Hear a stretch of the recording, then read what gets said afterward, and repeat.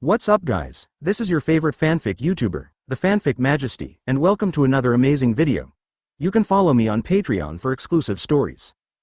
9 Street Chapter 131 Very clear. The outcome of a magician's duel depends on the power of the magic, the amount of magic mastered, the magician's skills, combat skills, and the durability of the magic equipment.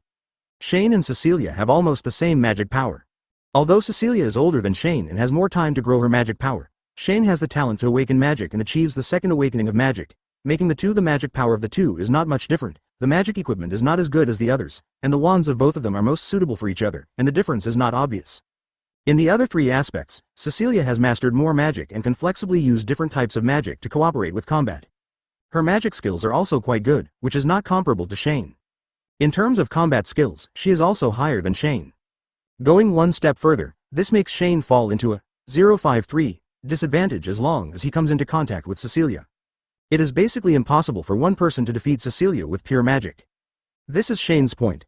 Very clear, if it's just about winning or losing in a duel, Shane doesn't care about winning or losing. He's just a freshman, and it's only his sophomore year. It's not embarrassing at all to lose to a 5th grade student. Shane has even defeated Schiller, who is in 5th grade, even if he loses to Seth. Celia, that is also a humiliating failure. In this case, losing is also losing. However, when he thought that if he lost, he would not be able to extract the opponent's abilities, Shane immediately felt that he must win this duel and must not lose. With each breath, Shane's legs were forcibly pulled out from under Cecilia's body, seizing the gap in Cecilia's attack. Shane bit forward angrily, using strong force to maintain his speed.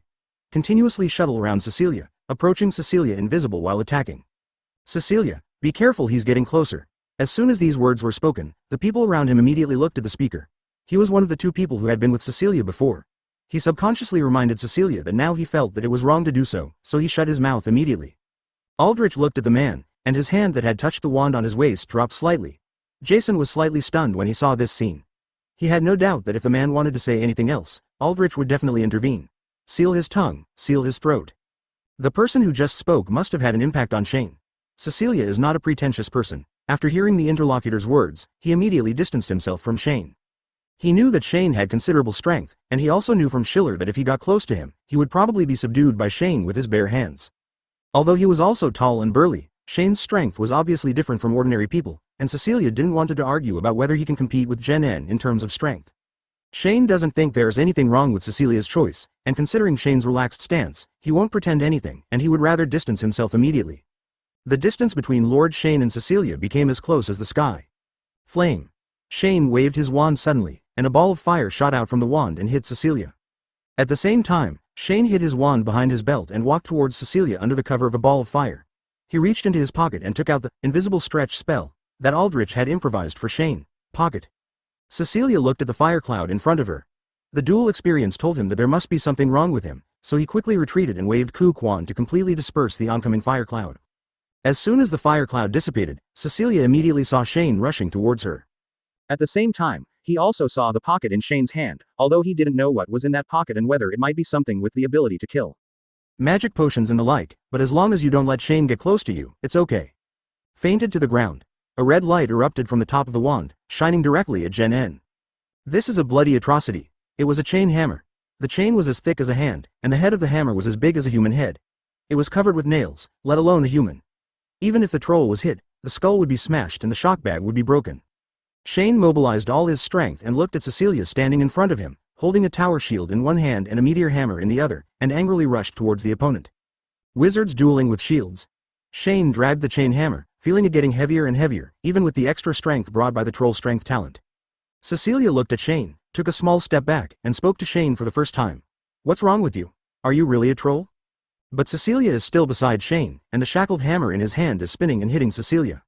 When Shane didn't respond to Cecilia's words, the corners of his mouth twitched slightly. He didn't know what to say. Should I say, as you might have guessed, that I, 4.4, am a giant monster in human form?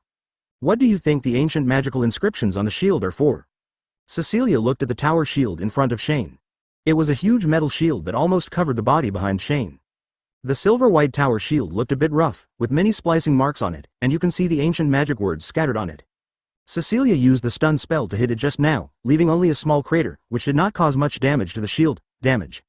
Come on, let's start the second round of Dharma King. As soon as he finished speaking, Shane handed the shield to his left hand, and his right hand took out something very similar in execution from his pocket. Boom with troll power and troll defense. Are you saying it's a troll, after all? The hammerhead fell to the ground freely, making a small crater in the wet ground. Cecilia was looking at Shane at the moment. He felt as if Shane in front of him had turned into a fully armed troll. An unparalleled threat was coming towards him. The wand in his hand was raised, and a large number of magic spells poured out. He came out, half avoiding Shane, and half falling on the protective cover of the tower, blowing up the protective cover until countless small craters appeared.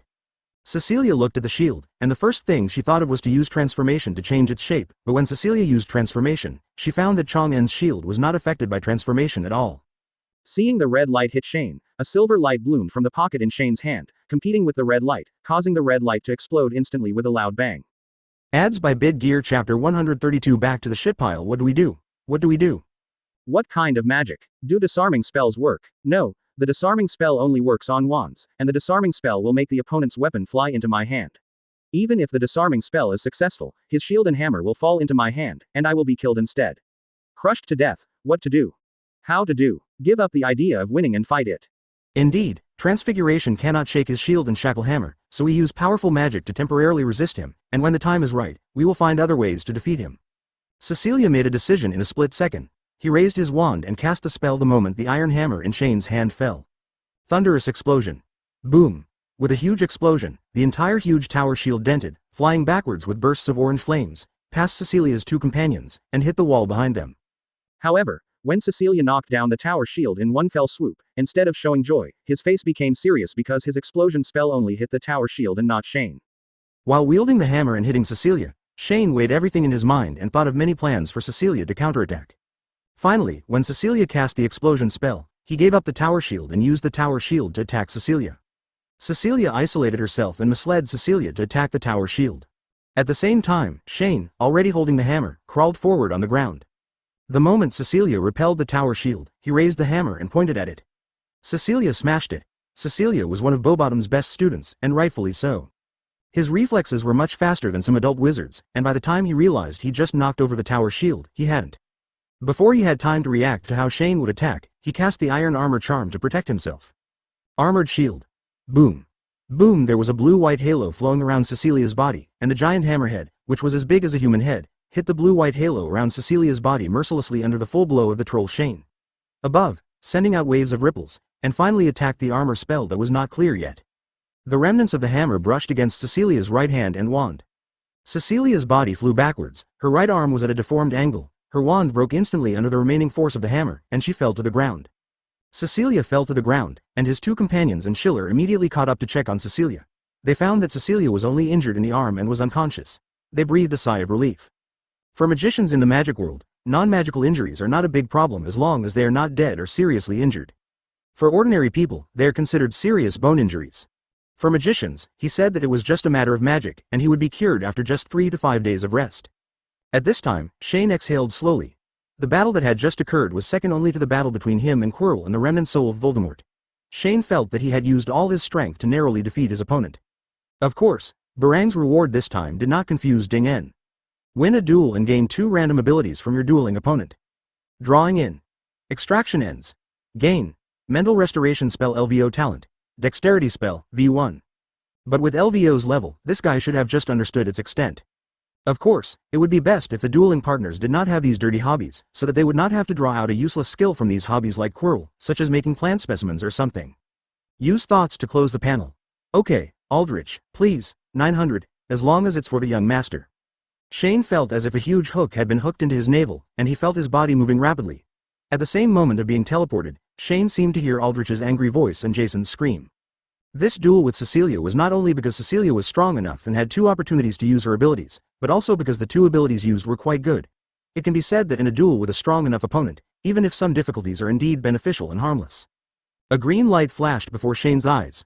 Aldrich bowed slightly to greet Shane, took the bag containing the unmarked stretch spell from Shane, strode forward, and pocketed the shield and shackle hammer. Shane looked at Cecilia being carried away without saying anything. He turned to Aldrich and Jason, stretched out his hand, took the water Aldrich handed him, took a sip, and said, "Let's go, the duel is over. After this duel, there shouldn't be many people coming to see me." In the duel just now, Shane saw Cecilia's spell casting speed. This storm-like spell casting rhythm really made Shane suffer a lot. Otherwise, even if it was a pure magic duel, Shane would not be blocked. Celia was completely suppressed. At this time, Farol and Bar came up. They looked at Shane in disbelief. They were not only surprised by Shane's victory, but also surprised by his strength. The next second, the water bottle fell to the ground and shattered, shards and water sprayed in all directions. Looking at Fleur, Shane smiled and reached out to pick up the water bottle.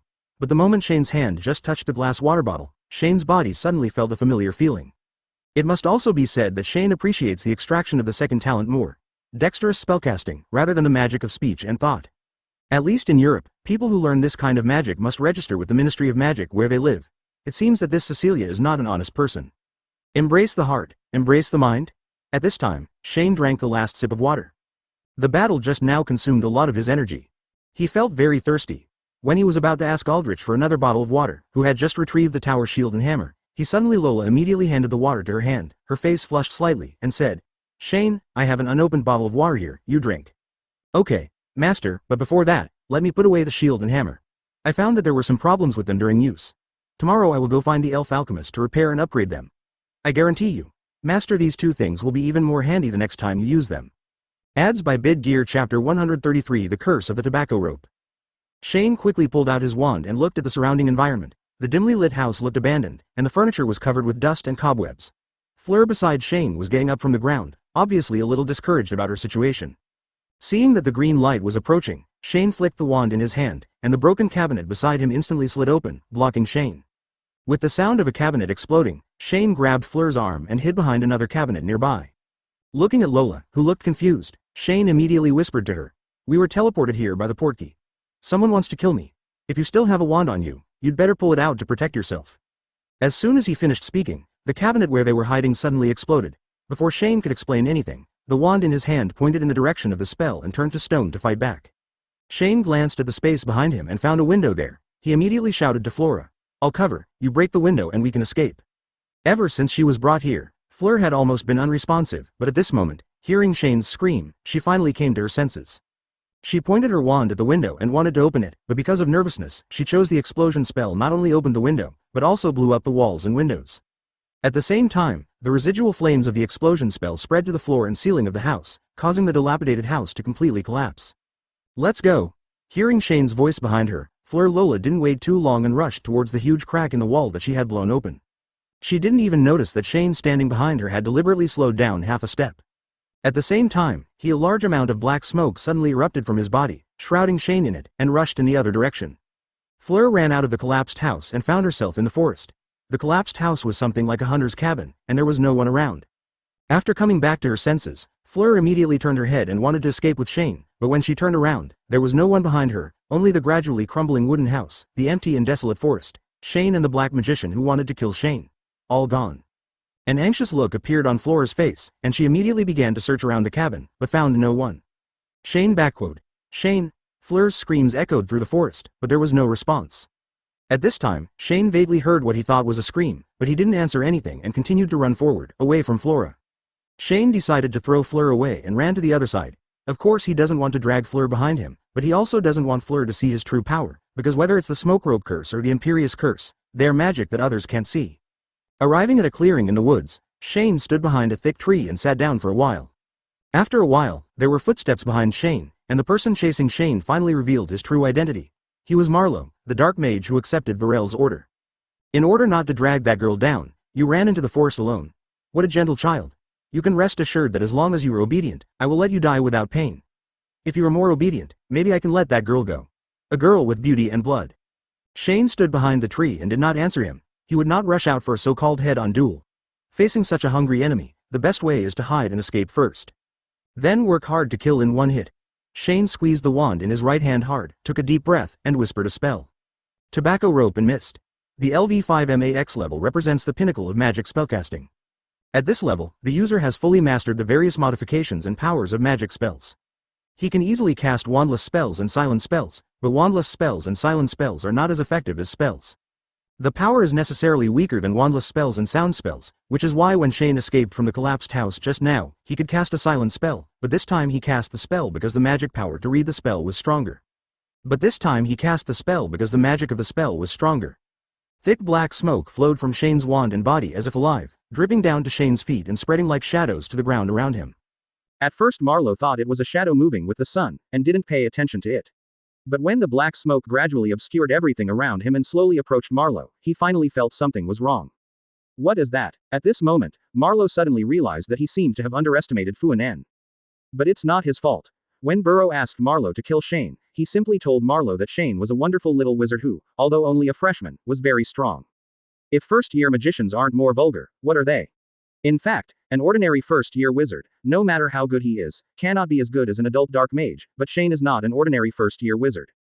His condition has been classified as extremely abnormal. Shishikai. Black smoke transformed into black snakes slowly crawling out of the shadows throughout the forest. Looking at the black smoke and those black snakes, Marlowe's body immediately trembled. He couldn't believe it. Looking at the black smoke and black snakes, his knees softened and he fell to his knees directly, and then immediately Luo trembled and knelt on the ground, stammering, "Hey, Lord Dark Lord, Lord Dark Lord." Watching Marlowe's reaction and listening to him reciting the title of the Dark Lord, Shane suddenly realized that he had clearly seen the smoke rope curse and knew that the smoke rope curse Denizo was Voldemort's unique black magic, otherwise he would not have will tremble and recite the title of the Dark Lord when seeing the smoke rope curse. Thinking of this, Shane suddenly felt that he could try to communicate with this person in another way, but in order not to be confused, Shane felt that he had to be careful. Thinking of this, Shane manipulated the black smoke to slowly form a tall figure in black robes. His body was covered with wisps of black smoke. His appearance was exactly like Quirrell's. Shane unforgettably recreated Voldemort's face. Soon, the black smoke formed a tall figure, and the appearance of Voldemort slowly walked out of the shadows and walked towards Marlowe's face. At the same time, Shane grabbed his own throat with his left hand, squeezed it hard, and said in a very hoarse, low and magnetic voice, "Ah. I can't believe you know my magic. Who are you?" Ads by Bid Gear. Chapter 134 Willing to be disabled. My name is Marlowe. I am Lord Rosier's subordinate. I have worked for you, but I do not have the right to be your Death Eater, nor do I have the right to call you Lord, Master. Shane looked at Marlowe, and he felt that Marlowe's words seemed half truth and half false. He did have a deep fear of Voldemort, and in this fear, he also clearly showed a feeling of admiration, but at the same time, he was suspicious of Voldemort, but this suspicious attitude was buried deep in his heart and was not expressed. Shane has no doubt that as soon as Marlowe realizes that Voldemort is in disguise, he will raise his wand and give himself an avatar without hesitation. Without thinking, Shane once again controlled Voldemort, who was made of black smoke, and suppressed Marlowe's voice.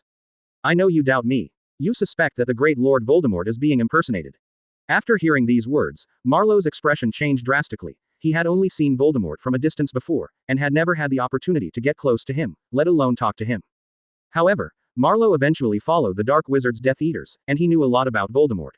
He was very clear about many of Voldemort's characteristics and abilities, including the fact that Voldemort was an extremely good master of soul capture. He can easily read people's hearts. But Marlowe didn't expect that the doubts he buried deep in his heart would be discovered. In a panic, Marlowe hurriedly knelt on the ground, sunk his forehead deeply into the soil, and said with slight trembling, "The great Dark Lord, please forgive me for my suspicion. Really, after I tracked him. Before Shane Buster, I came to kill him on the order of my employer, and you, the master, also appeared at the same time, so. Before Marlowe could finish his words, Shane pinched his throat and said, "So you doubt that I, the great Dark Lord, can perfectly disguise myself as the son of a tramp?" I don't dare lie." Shane waved his wand lightly, and a stream of black smoke hit Marlowe's body. Voldemort's hand lifted Marlowe's body into the air, slammed it against a big tree, and knocked him to the ground. Marlowe not only did not resist, but became more and more frightened and obedient, because in his AHBJ memory, the great Dark Lord once punished disobedient slaves in this way, and the punishment he just received was yes. Marlowe was glad that the Dark Lord in front of him did not punish him with a storm curse or even a death curse. At this time, Shane glanced at Marlowe secretly, and suddenly realized that this guy, like most Death Eaters, had been deeply PPA'd by Voldemort. For a moment, he really didn't know whether to feel happy or sad. "Great Dark Lord, please forgive me for my judgment," Shane continued, directing Voldemort to slowly walk around Marlowe from the black smoke and walk behind him in a semicircle. It doesn't matter, your guess is just out of caution. I think you have also heard that a person once entered Hogwarts and tried to take the Philosopher's Stone, right? For ordinary magicians, this may be a secret, but for some pure blood families or black magicians, it is not a secret that Quirrell, the protection professor of black magic, is plotting against the magic stone. Marlowe knew this very well, and he was not a simple fool, so he understood it quickly and said respectfully, "I know this. Quirrell, professor of defense against the dark arts at Hogwarts, is in the process of searching for the wizard's stone. Failed. Rescued. Harry Potter and Jane Bierstead." At this time, Shane interrupted Marlowe's use of black smoke to control Voldemort and said, So do you really think that the so-called savior and the son of a dummy can completely defeat Quirrell, who was possessed and trained by me? Quirrell is a waste. He was fascinated by Dumbledore's magic, so I gave up this waste and turned to possess Shane Bierstead. Although he has poor grades, he has pure blood flowing in his body. With his blood, it would be difficult for him to become the object of my possession. Otherwise, do you think a person with poor grades can achieve such an achievement in the first year? Can he publish a paper in Jinxie? Can he be in his freshman year? Just defeat 2 fifth-grade students and win several duels. Shane looked at Marlowe and realized that time was almost up. He walked silently to Voldemort, who was standing behind him, and said, Marlowe, because of your stupidity, I can't give you the identity of a Death Eater, but I can give you a chance to open your memories to me. Your spirit, everything about you, let me know if you are worthy of following me. Tay asterisk asterisk. Is it true, the great Dark Lord, you were? Very good, I'm very satisfied, Marlowe, I now allow you to call me master. The soul is outside the body. Then I can hug you and gather your servants and you can come back and show everyone in the wizarding world how great you are and let Dumbledore see it. At this time, Shane took a step towards Marlowe's body, raised the wand in his hand, pointed at Marlowe's head, and whispered a spell. This is hardly a compliment to himself. In his opinion, everything he heard before seemed to be consistent with everything he learned from Burrell, and he pieced together the scene in which the Dark Lord was resurrected and possessed the son of Canon to make a comeback. Thank you, my lord. My previous failures were all at the hands of Dumbledore and Harry Potter, so now I have to follow them closely, observe them at close range, get close to them, and when I find their weakness, I will hit them with one blow. Kill and truly make a comeback. Looking at Marlowe, who was full of admiration and fanaticism, of course Shane couldn't do this, so he directly controlled Voldemort's black smoke, waved his hand again, controlled the black smoke and slapped Marlowe, and muttered angrily, Idiot. At this time, Marlowe is full of reason. A basin of cold water was poured on Marlowe's head, and Marlowe sank to the ground again, lowering his head submissively and trembling all over. He was about to be coaxed to sleep by Shane. Hearing this, Marlowe became excited again, opened his hands and said humbly, I am willing to reveal everything to you, the great Dark Lord.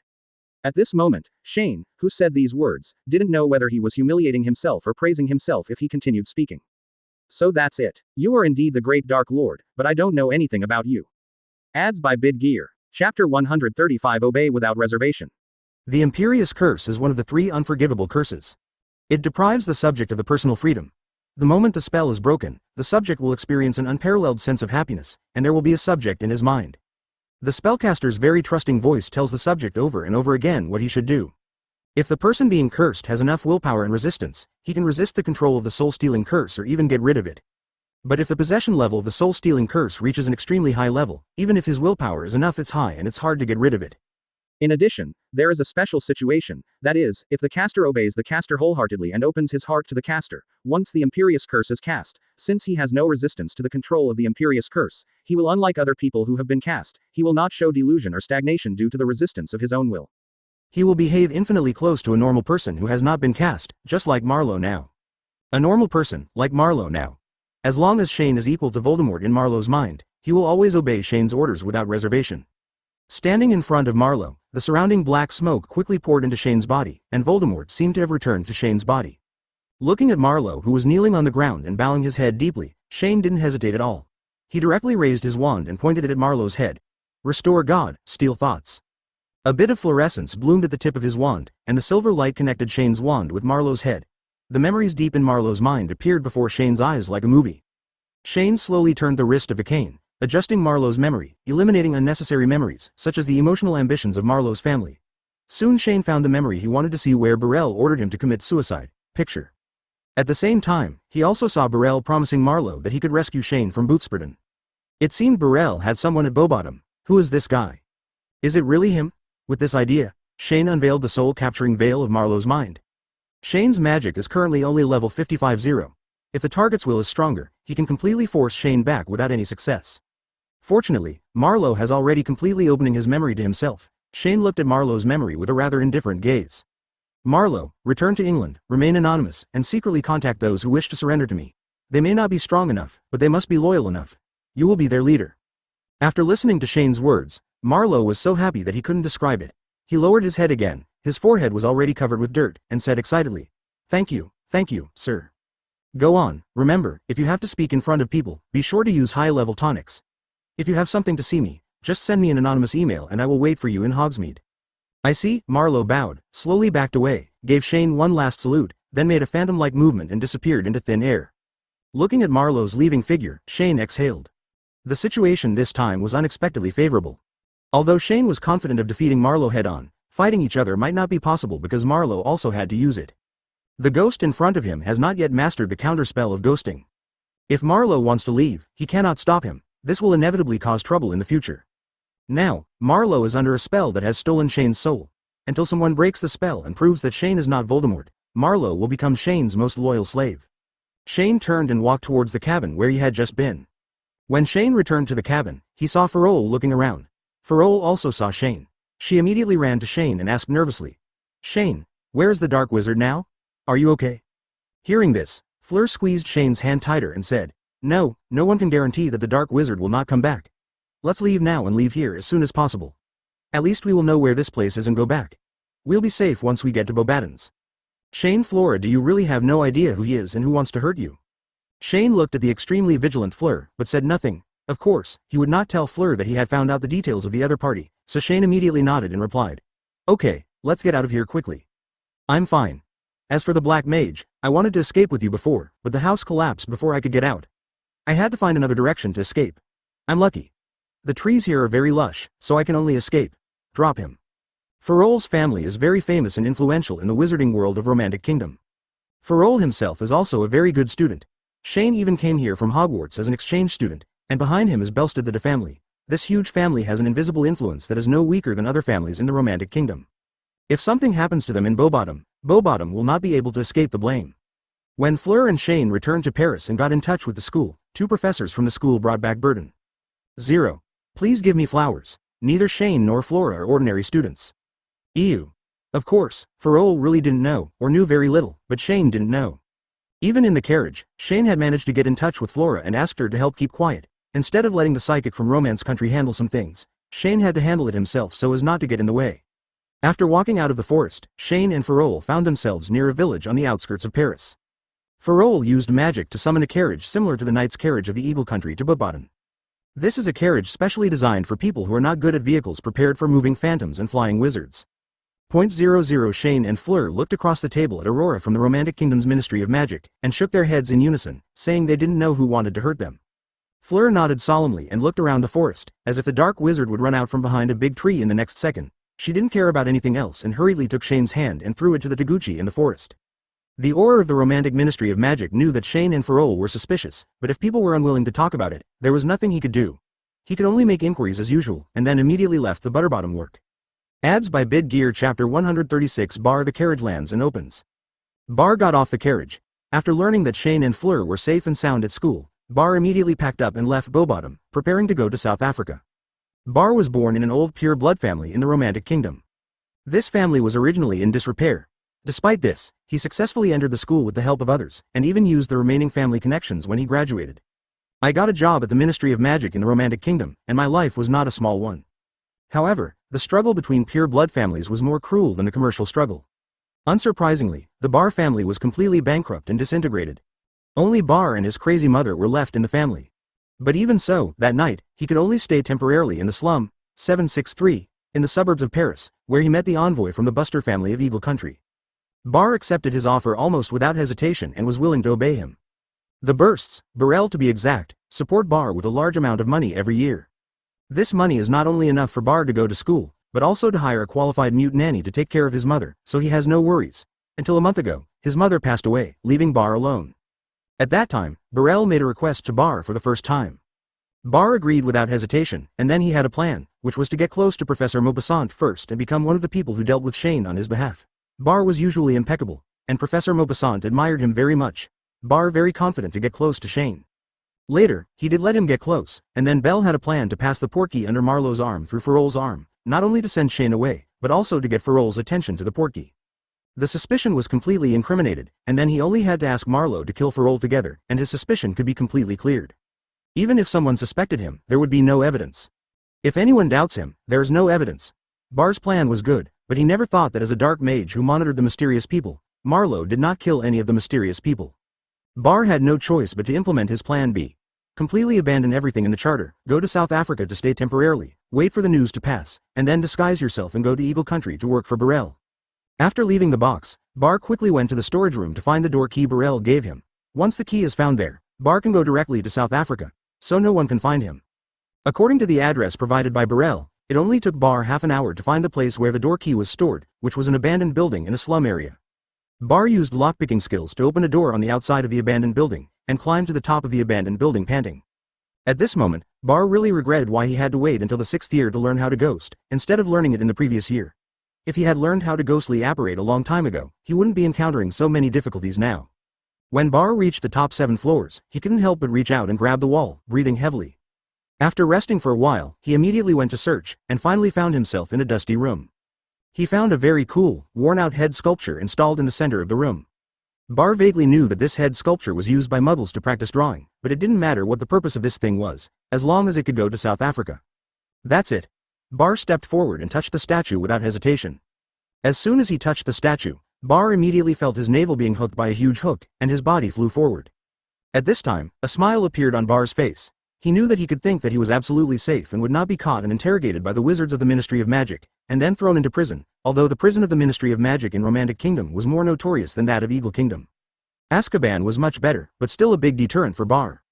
Boom! He didn't understand why Shane realized it was him so quickly, nor why he reacted so quickly and caught him, nor why the door key Burrell prepared for him sent him to Shane, Oroderic and others there. With the sound of the statue falling to the ground, Bar's feet also touched the ground.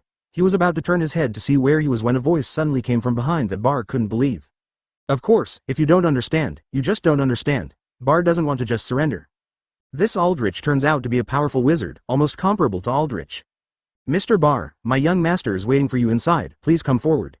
Bar closed his lips tightly and said nothing. Bar, I always thought that you and Farol were the few friends I had in Bootbottom, and Farol always regarded you as a friend, but you betrayed us and wanted our. Bar glanced at Aldrich, and under Aldrich's guidance, he slowly got up from the ground and walked toward the room inside.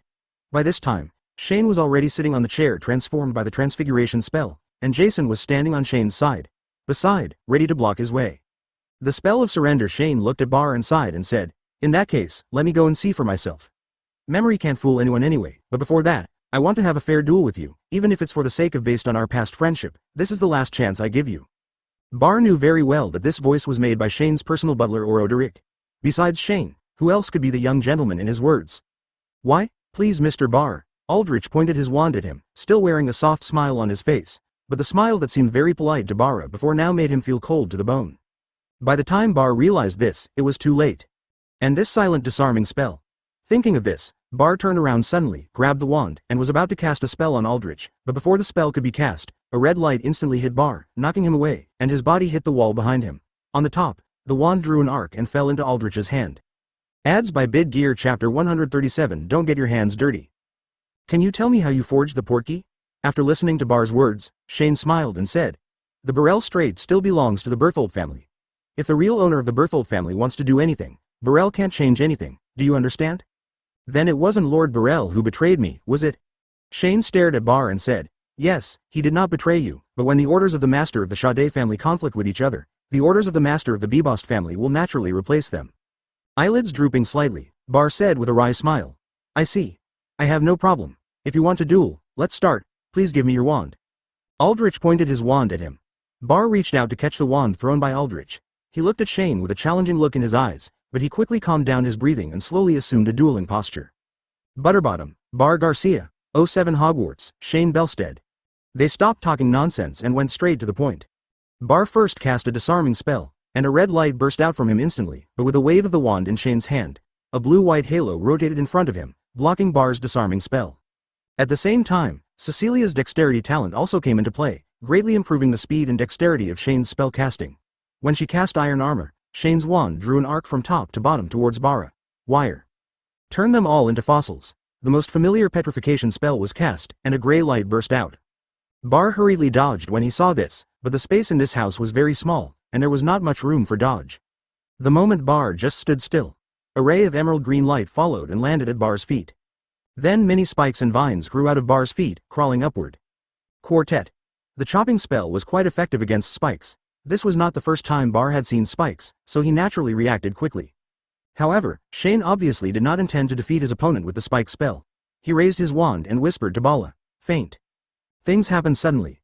Bell had just used the anatomy curse to break Thorn's spell, but was unable to avoid Shane's stunning curse, and had to use his wand to face Shane.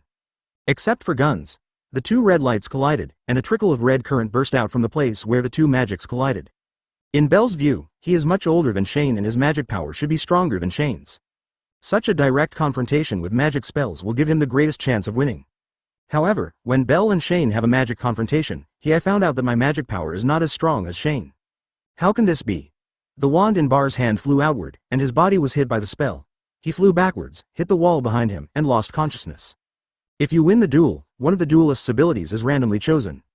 Drawing in. Select completed. Obtain LV2 Dispel Magic. The last time he faced Marlowe, Shane got a LV2 Stun spell and a LV2 Pimple spell from him. The Stun curse is not worth mentioning, but the Pimple curse is a black magic. The target hit by the Pimple curse will grow many painful and itchy pimples all over the body. People with low willpower will lose their ability to fight because of the pain and itching. However, this spell does not if it's too edible. The most you can do is go back to school and bully Malfoy or something. It should have miraculous effects. Master, what should we do with him? Aldrich contacted the Romanceland psychic, and Shane successfully relayed the message to Bar. Leave it to the Ministry of Magic of the Romantic Kingdom. Can you contact the Aurora Master from before? It's okay, Master. In the hall, Shane was sitting at the table eating, but Huang Rong didn't approach him immediately. I am from the Eagle Country, but now that I am in the Romantic Country, I am of course obliged to cooperate with the work of the Romantic Country's God of Dawn. This is an unshirkable responsibility. Shane, Bar. The dark-skinned romantic bird of paradise took a deep look at Shane and said, all that's left is to thank him. After all, not everyone can stay calm when facing someone who wants to kill him, and appeals to us in paradise. The man handed him a human prisoner. Shane looked at his interlocutor. He knew that the tall black psychic across from him knew that he had just told a lie, but of course Shane could not admit anything. He put on an innocent smile and pretended to be stupid and said, although 710 he wanted to hurt me, but after all, nothing happened to me, so I let him go. Besides, he was also hit by my coma spell, so I took it as revenge. He wanted to escape, but I caught him. Now he must be interrogated by the mages. Don't worry, I didn't do anything to him. You know, Bar is a very famous student at Bowbottom. No one would believe or want to believe that Bar could do such a thing, but it is true. The Black Auror left with his men, and Shane, Orodelic and others returned to Bowbottom. After Shane learned from them that Bar had taken away the Auror, the expressions on everyone's faces were solemn, complex. It's okay, please, maybe he could burn Bar's body after killing him, but this is not the world of ordinary people, this is the world of magic. Shane himself also knows many ways to reconstruct a crime scene or track someone. He never thinks that the Aurors of the Romantic Kingdom were a bunch of flies, and even he didn't think so. The Black Auroranist looked at Shane and nodded slightly. The Belstead family has influence all over the world. He has heard about it a long time ago. He has successfully become the captain of the Aurora team of the Ministry of Magic in the Romantic Kingdom. Of course, he is not a fool. As long as Shane does not exceed his authority, nothing will be pursued. Mr. Belstead, thank you for assisting us in transferring the prisoner. Looking at Shane, Fleur smiled and said, I'm not worried about him, I'm just worried about you. I'm afraid you'll get your hands dirty in a fit of anger. I'm relieved to hear that you're not so impulsive. Shane looked at Bar. If possible, Shane would definitely decide to kill Bar once and for all, but he and Flora had already guessed that Bar was the one who used the key to open the door. Shane asked Flora to keep a secret and wanted to deal with Bar personally, and Flora agreed to him. In other words, Flora knew that she was here to deal with Bar, so after Bar's death, she would inevitably be in trouble. So you can't kill Bar. You must hand Bar to the Ministry of Magic of Romantic Kingdom, but before he hands Bar to the Ministry of Magic of Romantic Country, he will duel with Bar first to save some interests. Ads by Bid Gear Chapter 138. 2 parallel lines after the incident with Bar. Shane never encountered any problems in Bobaddon's. He had 3 daily activities: dormitory, auditorium and library, but no one else interacted with Shane. It seemed that in Bobaddon's Barton, apart from Fleur and Schiller, no one is like Shane. Shane, Professor Maupassant asked me to tell you that the previous compensation issue with Bar has been resolved. Shane paused while cutting the steak. He looked at Flora sitting next to him and asked with some confusion, what about the compensation? But half a month has passed since the Bar incident. Why do we need compensation now?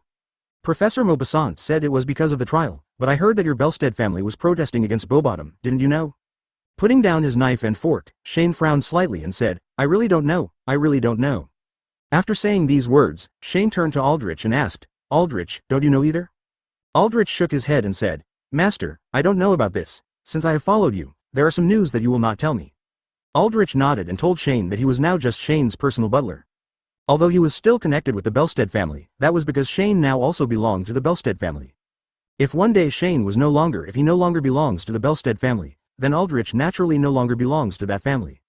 Shane didn't want to continue talking about the Burst family. He looked at Fleur and asked, so, do you know how Bowbottom plans to compensate? If it is monetary compensation, I may be a little disappointed. Hearing this, Fleur smiled and replied, "Of course, these are not galleons, but several books related to alchemy. There are 5 books in total. They are all collected on the 4th floor of the library. Of course, these books are given to you. They are all current editions, but if you just want to gain knowledge, these books are definitely valuable. All the books you gave me are this kind of books? Even if they are theme editions, they should be valuable enough, right? So, there are restrictions on giving these books to you. They can't be given to any family, including the bursts, and they can't be given to Hogwarts, but there are no restrictions on a person, as long as you give them away."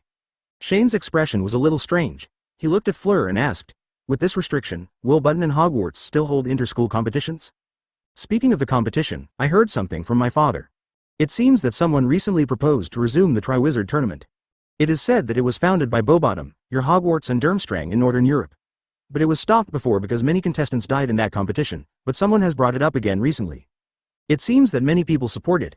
Shane blinked and was really surprised that someone dared to tell him the news, but he still pretended not to understand and asked, "I have heard of the Triwizard Tournament, but it was a long time ago. I don't know what it is. It will happen when the time comes. It's impossible without 2 or 3 years. You must know how efficient the Ministry of Magic is. Whether it's the Ministry of Magic in your evil kingdom or the Ministry of Magic in our romantic kingdom." Shane and Fleur chatted in the auditorium for a while, and then went to the library in pairs. After returning to the dormitory, they were ready to go their separate ways. Shane tightened his grip on the book in his hand and turned to look at Aldrich and Jason. Although his back was turned to them just now, he still heard something from the voice. Looking at Farol, who turned to leave, Shane paused for a moment and then said, "Farol, I'm sorry." After that, Shane continued to study at Bowbottom until the end of the 1-month study period. Shane can be said to have gained a lot. He finally understood that the magic in this world has quite rich content. None of them can be fully mastered, so even the most talented wizards can only choose to learn one or a few in depth. This is exactly how Shane has spent the past month planning for his future. After closing the door, Jason turned to Shane. "Master, Ms. Flora should be." Of course, in this kind of magic, academics and practice can be separated. Anyone can focus only on practice, constantly improve their spellcasting ability and the power of magic spells, and become an extremely powerful magician, but such a person can eventually you can become a very powerful magician like Voldemort, but you can never become a great magician like Nicole Flamel who created the Philosopher's Stone. This is the difference between the two. Before Jason could finish speaking, a piece of linen suddenly shot out and stuffed directly into Jason's mouth. At this time, Fleur pursed her lips and suddenly asked Shane, "Shane, have you ever thought that maybe Bowbottom is more suitable for you? You are very talented in alchemy, and Boodlebottom is good at magic potion and transformation. I have some talent in magic, maybe." As soon as she finished speaking, Farong seemed to realize something, and said with a smile, "I was just joking, good night. Besides, since we are good friends, some things must be said clearly in advance. Otherwise, if this matter develops, it will not only delay Shangshang's feelings, but also make it impossible for me to continue to be friends with Shangshang here. Therefore, in this regard you don't have to worry about me. I'm not the kind of person who can't see feelings clearly. If I really meet someone I like, I won't hide it, so you can rest assured." Shane and Flora are over. Shane is not a genius, although he does not think he is a genius, but he hopes to make a difference in both academic and practical aspects. Turning around, Fleur looked at Shane with a smile, seemingly confused. "Why are you apologizing? It's just a joke." Jason vomited out the washed clothes in frustration. He was about to get angry at Aldrich, but when he saw the serious expression on Aldrich's face, he was not a bad person after all, so he immediately swallowed the rest of his words. Early the next morning, Fleur was still the same Fleur, still discussing things with Shane, talking and laughing. She was a very independent, capable, and self-respecting witch. Once she was rejected, she would not cry anymore. This is not hers nature. "Okay, I was wrong. Tomorrow." Shane said nothing more and turned back to the dormitory. "You don't have to feel sorry for me, because I know exactly what Flora means. It's just that Flora is a close and trustworthy friend of mine, that's all. See you tomorrow." Shane, ads by Bid Gear Chapter 139 Going Home. Dong Jing Jin Mi Ting Jing Shang Richmond Fan Dian Rakuten Travel HK, 503 Hong Kong dollars Rakuten Travel. Ri Ben Xing Ne Ling Xian Wang Shang Lu Sheng Shi. "Shane, when will your carriage arrive?" Shane picked up the cup, took a sip of milk, wiped his mouth, and replied, "In about an hour." There was a hint of reluctance in Fleur's eyes when she looked at Shane, but it quickly disappeared. She smiled and said, "When you return to Eagle Country, don't forget to write a letter. I'll give you the address and everything else. You also remember to write to me more often." Fleur smiled and nodded, and continued, "Have you got the book compensating you?" "I understand, but having said that, it's not surprising that Butterbottom agreed to give these books to me. The contents of these books can indeed be said to be profound and difficult to understand. It is difficult to understand these books without a certain level of alchemy training. I tried to read the content for 3 days before putting it down. It is still too early for me to read these books at this moment." "Does Hogwarts have alchemy books?" "Yes, there is, but it is definitely not as good as Bobottom. After all, it is the alma mater of Nicole Flamel. In terms of alchemy, at least in Europe, no school can compare with Bobottom. An hour was not long, and after they chatted for a while, Aldrich packed up Jason's things, walked out of the hall, and returned to Eagle Country with 530 and Shane. Earlier, at Station 9 3/4, Aldrich had already delivered some of Shane's belongings to Shane's home with the help of Belstead's house elf. Shane's textbook outline, his pet Kirkin and other items he had no use for at Bobaton's, so Aldrich collected his items with relative ease. "Master, we have to go." Putting down the teacup, Shane looked at Farol and said apologetically, "Farol, I have to go. Bon voyage, goodbye. Goodbye, and don't forget to write, Shane." "Don't worry, I won't forget." Shane waved to Fleur, who was standing behind the stop, got into the carriage, closed the door, and the carriage quickly drove away, heading towards the Romantic Kingdom's Ministry of Magic. Shoo! Plug with a muffled bang, Shane and the three fell into the room next to the door key cabinet of the Magic Transport Department of the Ministry of Magic in the Kingdom of Eagle.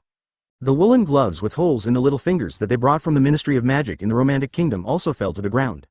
133 from the Romantic Ministry of Magic. Listening to the familiar English, Shane reached out and pinched his throat, and then pinched the base of his right ear. At this moment, Shane suddenly felt a tingling sensation in his throat, and couldn't help coughing, and then 2 translation beans fell from Shane's mouth. It fell out, then fell out of the right ear, and was caught by Aldrich. "Master, I will put away this transfer bean first and give it to you the next time I use it." "Okay, please, Master, shall we go home directly now?" Shane nodded, looked at Aldrich and Jason, suddenly remembered something, and asked, "Where are you two? Are you going to go home separately too?" After hearing what Shane said, Aldrich did not wait for Jason to speak, but immediately said, "From now on, Jason and I will be responsible for the young master's situation outside and inside Hogwarts. If there is a situation where you go abroad for exchanges, the two of us will accompany the young master to go abroad. From now on, Jason will walk home by himself. After school starts, he will continue to go to school with you, the young master. During the holidays, I will also accompany you as the housekeeper of the young master's family to take care of the young master's affairs.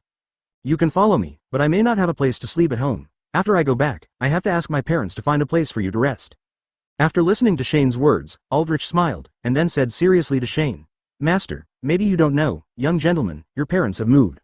As a reward for publishing your paper on Golden Lundic, the family has prepared a residence, Abba, for the young master. The room is enough for the young master and his family, and then 2 or 3 servants and maids are employed." Shane has long known that the Belstead family has a considerable degree of influence in the world of ordinary people. Now it seems that the Belstead family has more than just influence in the world of ordinary people. No wonder Shane's cheap uncle wants to there is a way to kill him. If such a big family falls into the hands of others, let alone killing one person, even if it kills 180 people, they will not be lenient. Regarding the benefits provided to Shane by the Belstead family, Shane currently adheres to the 3 no principles, that is, not taking the initiative, not refusing, and not taking responsibility. If you don't give it to me, I don't want it. If you give it to me, I will take it. If you give it to me, I will take it. You have to take some responsibility. I'm sorry, you have to give it to yourself. I didn't take the initiative to ask for it, so I don't bear any responsibility." After walking out of the Ministry of Magic, Jason went straight home.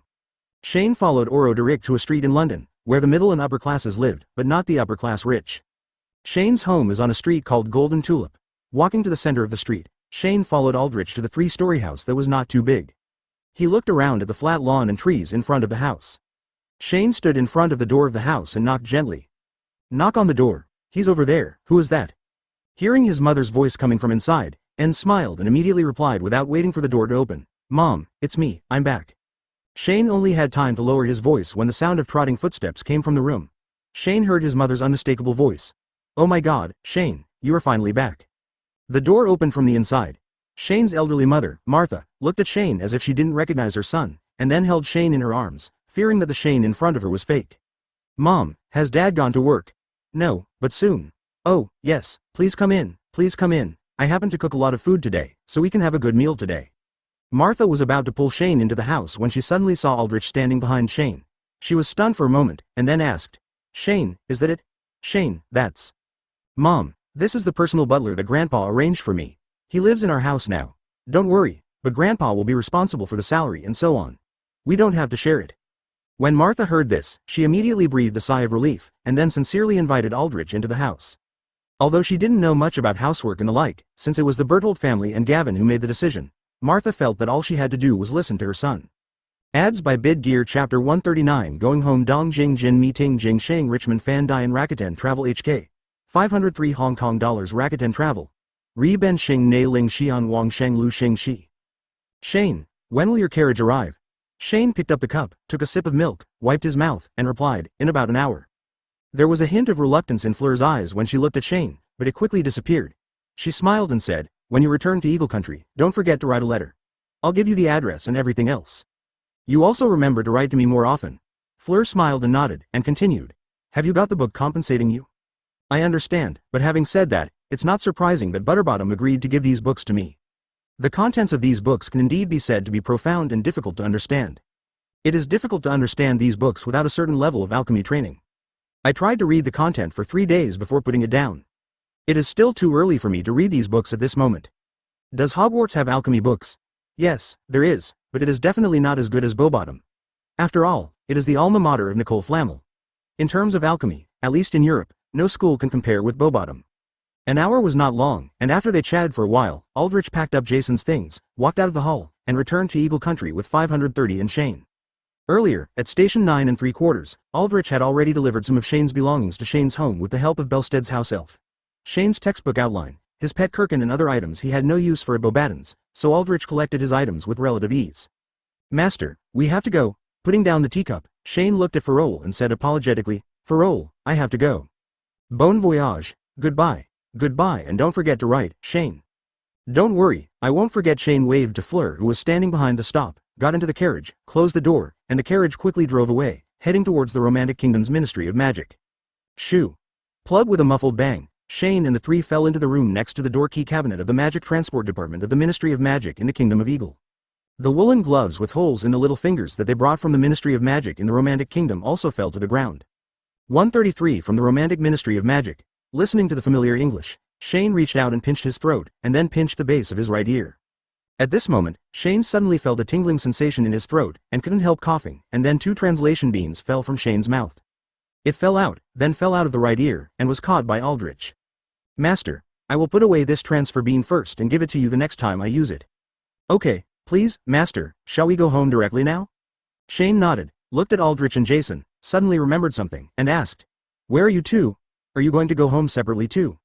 After hearing what Shane said, Aldrich did not wait for Jason to speak, but immediately said, from now on, Jason and I will be responsible for the young master's situation outside and inside Hogwarts.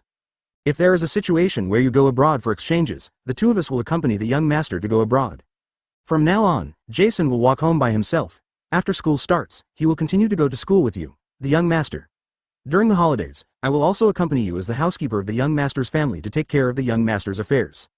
You can follow me, but I may not have a place to sleep at home. After I go back, I have to ask my parents to find a place for you to rest. After listening to Shane's words, Aldrich smiled, and then said seriously to Shane, Master, maybe you don't know, young gentleman, your parents have moved. As a reward for publishing your paper on Golden Lundic, the family has prepared a residence, Abba, for the young master. The room is enough for the young master and his family, and then 2 or 3 servants and maids are employed. Shane has long known that the Belstead family has a considerable degree of influence in the world of ordinary people.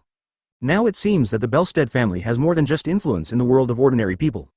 No wonder Shane's cheap uncle wants to there is a way to kill him.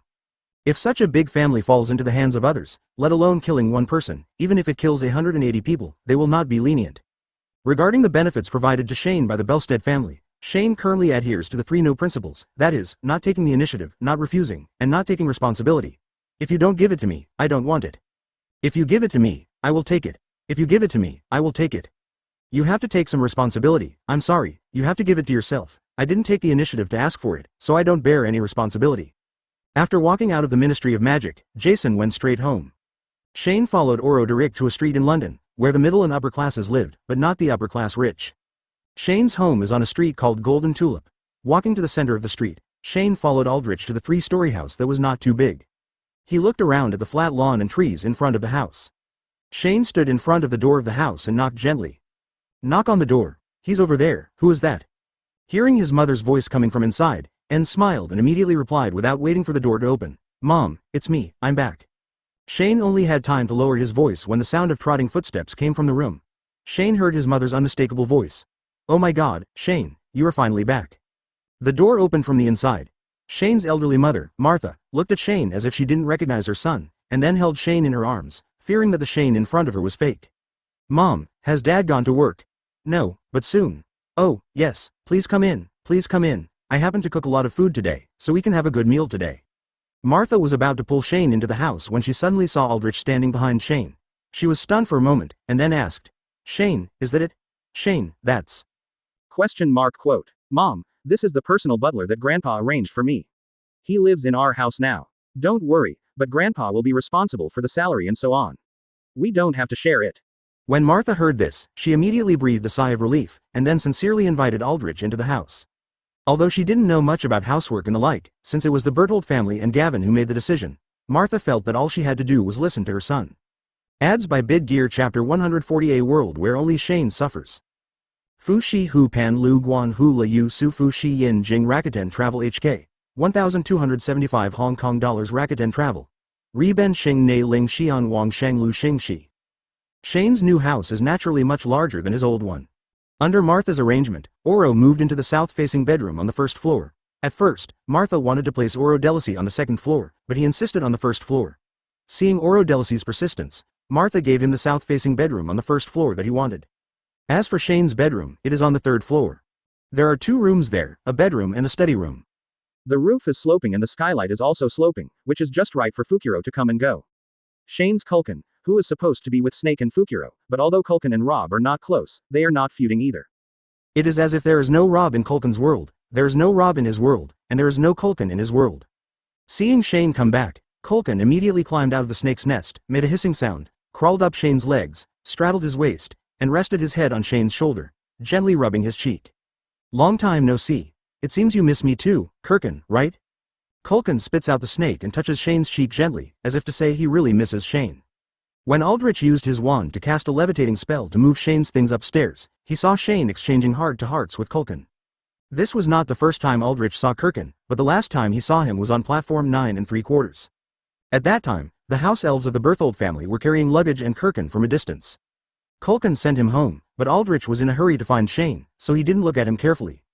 But now he saw Culkin, who was all white and without a trace of color. He was indeed a little shocked by Culkin's artwork. Arrive. Same appearance. This is not the first time I've seen him, but Culkin's appearance still surprised me. Hearing Aldrich's words, Shane turned to look at him and said, "When I bought him at the Magic Zoo, this guy didn't want to go with me at first and even bid me 17. As soon as Shane finished speaking, Culkin rubbed Shane's cheek, as if he wanted to stop Shane from telling Oro about his shame. Shane stretched out his finger, scratched Culkin's chin, and said with a smile, "Young man, are you still shy? But you seem to have grown a lot recently. Fortunately, I have also become a lot stronger, otherwise I can't carry you." After Aldrich arranged Shane's luggage neatly, he walked out of Shane's room and said, "Master, if nothing else happens, I will come here tonight to have dinner with the master. Mr. and Mrs. You have prepared it in advance. Prepare." Shane frowned slightly and looked at Aldrich. "Grandpa, will he come tonight? He seems to have been staring at the Ministry of Magic, right? I have some connections in the Ministry of Magic." After hearing what Aldrich said, Shane smiled and said nothing more, but went downstairs with Culkin and Aldrich to find his old mother. When dinner was approaching, Martha was about to start cooking when a female elf in a yellow jumpsuit appeared in the kitchen. She curtsied to Shane, then turned to Martha and Aldrich and said, "Greetings, young master, greetings, madam, greetings, Mr. Aldrich. My name is Emerald, and I have come to prepare dinner on orders from my master." Although Martha had met house elves as a child, she was startled by Jade's sudden appearance in the kitchen. However, Martha quickly reacted, looked at the elf and said, "You cook, what should I do?" "Please go and rest, madam, and let Xiao Yu prepare other things." Martha looked at Jade and was about to say something. Shane came over to her and said, "Mom, let her prepare." The elf is proud of the mistress's work. Jade may punish herself for the work in front of her, so leave everything here to her. "Okay, Mom." But Oro Derrick was standing aside at this time, as if he had not seen the situation here for the time being, and continued to chat with Jade. Everyone seemed happy and comfortable except Shane, who was suffering. Before Shane could turn around and walk away, Gavin stretched out his hand, and Shane immediately realized that his body was frozen in place. This is not a petrification spell, but something similar, which restricts the freedom of his body, and he can't even speak. Shane stood in front of the door and watched with peep eyes as his father Yard and his grandfather Gavin parked the car in front of the door. Before they could knock on the door, Shane opened the car door and immediately gave his father a big hug, and then saluted Gavin and said, "Grandpa, I'm so glad you can have dinner with me." "Thank you, madam. I will definitely prepare a sumptuous dinner for the Admiral Army." It was already dark, the sun was setting, and the sound of cars could be heard outside. "Thank you for your compliment, Grandpa, please come in." Looking at Shane, who had a cheerful face and no problem with his words and deeds, Gavin grinned, looked at Martha and Yod, who didn't notice this scene, suddenly reached out and pinched Shane's still childish cheeks, and pulled hard. After a moment, Shane took a breath of cold air. 0. Please give me flowers. Shane covered his face with his hands and said through gritted teeth. Grandpa, I don't quite understand what you were talking about. Please come in and sit down to rest. I'll help Mom make dinner. Shane opened the curtains on the first floor and saw that his wife was driving back. At the same time, he also saw the cheap grandfather Gavin sitting in the back seat of his wife's car. Seeing him and his wife coming back together, Shane felt very surprised. As soon as Gavin finished speaking, Shane's body immediately leaned forward involuntarily and quickly climbed up the stairs leading to the room. Martha looked at Emeralda with a pleading look and nodded, saying, Very good, then I'll leave this place to you, Emerald. Shane, you open the door and I'll get the wine Daddy hid. Shane, show me your room. Does it hurt? It hurts so much. Do you want to treat me? Gavin smiled and nodded to Shane, and said to Shane, I know you performed well at Knobs Button recently, and I'm very happy.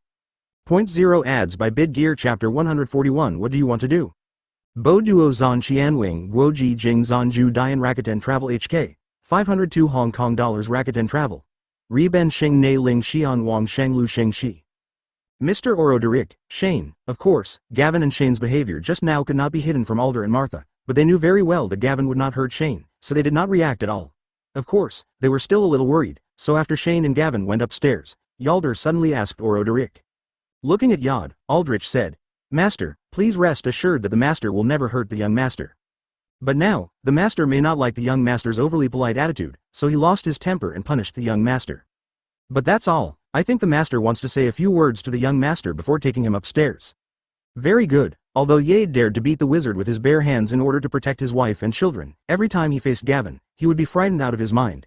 This is probably the oppression of patriarchy.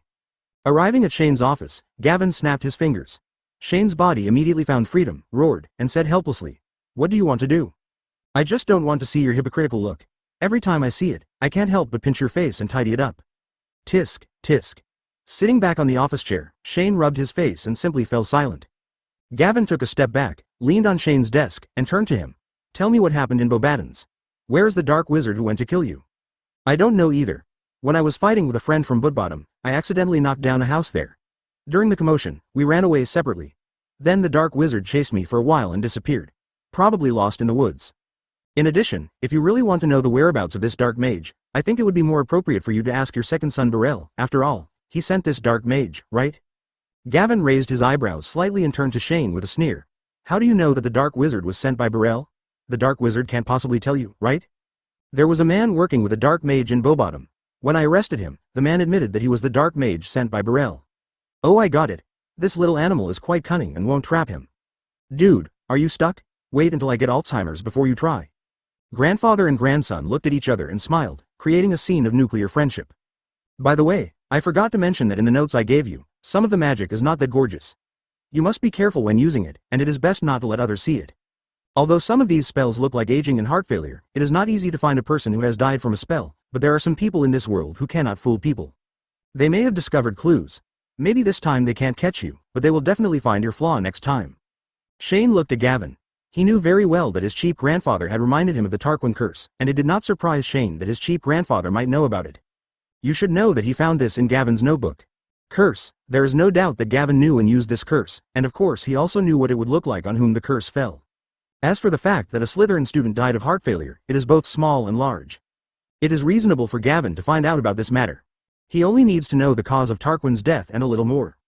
Investigating the conflict between him and himself, Gavin was able to deduce that the answer to his using a curse to take away Tarquin was not entirely an accident. Looking at Shane, who was still choking, Gavin was in a good mood. I don't know why, when Gavin is with his family, even in front of his own son and grandson, his dignity is very strong, but when he walks out of the house and is at Shane's house, he can always relax. Put away the airs of being the head of the Belstead family and just be Gavin Belstead. Perhaps it is precisely because he is far away from the center of power that he can put down his authority a little, temporarily relieve himself of the burden of being the head of the family, and be himself. Jade acted quickly, because she prepared the food with magic, and it didn't take long for the dinner to be delivered. Not only the dinner, because Jade changed the house elf's magic, but the house was also decorated with many other beautiful decorations, created a pretty good atmosphere.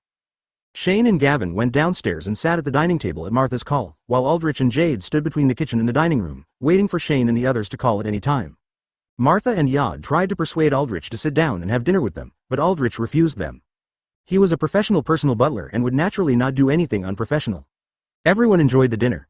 Jade was indeed a good cook because she was chosen to cook the dinner, because even among the elves, There are good cooks who do a worse job and careless cooks who do a more serious job.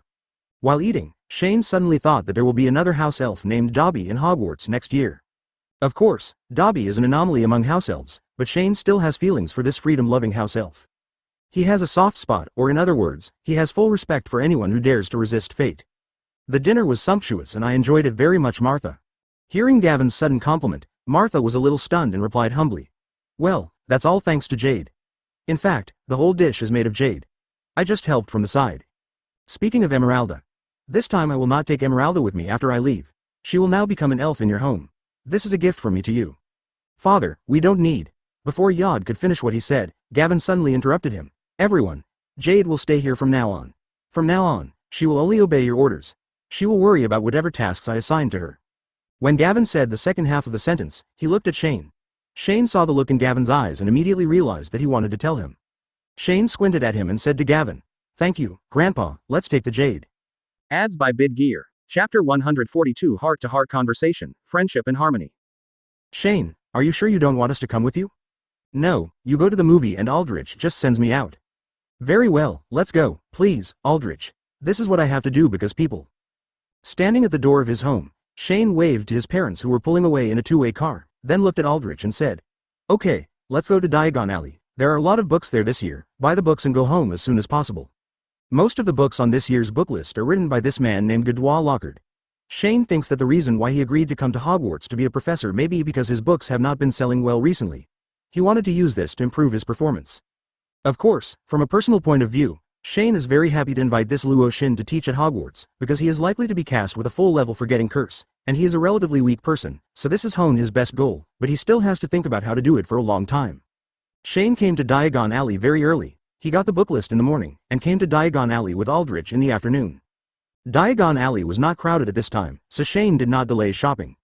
After he sewed himself a new robe, bought a good book, went to Ollivander's wand shop to repair his wand, and went to the Magic Zoo to buy snake food. Shane, it had been less than 2 hours since Aldrich and I had left Diagon Alley.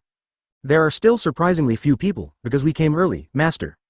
Okay, let's go back and stay at home for about a week before going to Hogwarts. Because everything was in Aldrich's bag, which had been cast with the spell of seamless stretching, they didn't care how many things there were. When they were about to get in the car, they were suddenly stopped by a young man dressed like Aldrich. The woman blocked the way.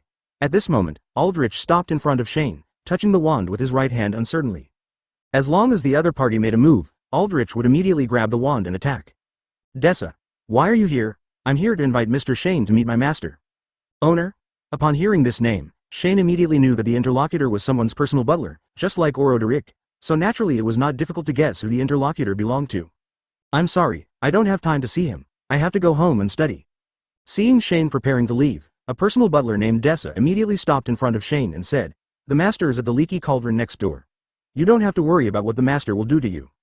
Shane looked at Daisha and frowned slightly. Someone was already looking in their direction. In order not to attract other people's attention, Shane also wanted to see what the pumpkin Burrell was doing, but he still changed. He got the idea and said, Okay, let's see what this Burrell is doing. Daisha was obviously a little unhappy about Shane directly calling Burrell by his name, but she didn't say much.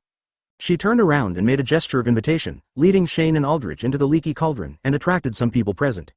Without paying attention, he walked straight to a corner of the leaky cauldron bar, where Burrell was sitting there, sipping a drink from the leaky cauldron bar. Master, Mr. N has arrived. After listening to Dessa's words, Burrell waved his hand gently, and Dessa immediately stood beside Burrell without saying a word. Shane sat down opposite Burrell and did not speak immediately. Burrell did not tell Shane immediately. He first looked at Aldrich with a look of regret and said, Aldrich, this is the person you decided to follow after you rejected me. Or did your father force you to choose him? Mr. Burrell, when the bishop spoke to me before, he clearly told me that I have the freedom to choose. Following Master Shane was indeed a decision I made after careful consideration. The bishop did not force me to give any orders. Burrell, you know me and I know you.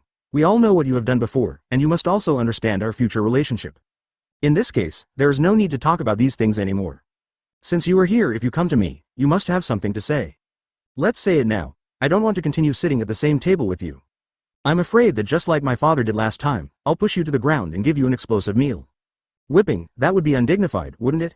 Shane looked at Burrell, chuckled and asked, Are you done? What? Burrell narrowed his eyes and looked at Shane for a long time, then grinned and murmured, You have teeth. It's a disgrace. Are you provoking me? You little bastard? As a once-in-a-lifetime opportunity, I will give you 2 shops and some shares in the family company. In return, you must go to South Africa or a beautiful country. As long as you agree, I will help you complete the procedures for transferring to another school. Everything I just said will come true. I won't cause you any more trouble. If you don't believe me, I can sign a magic contract with you, how about that?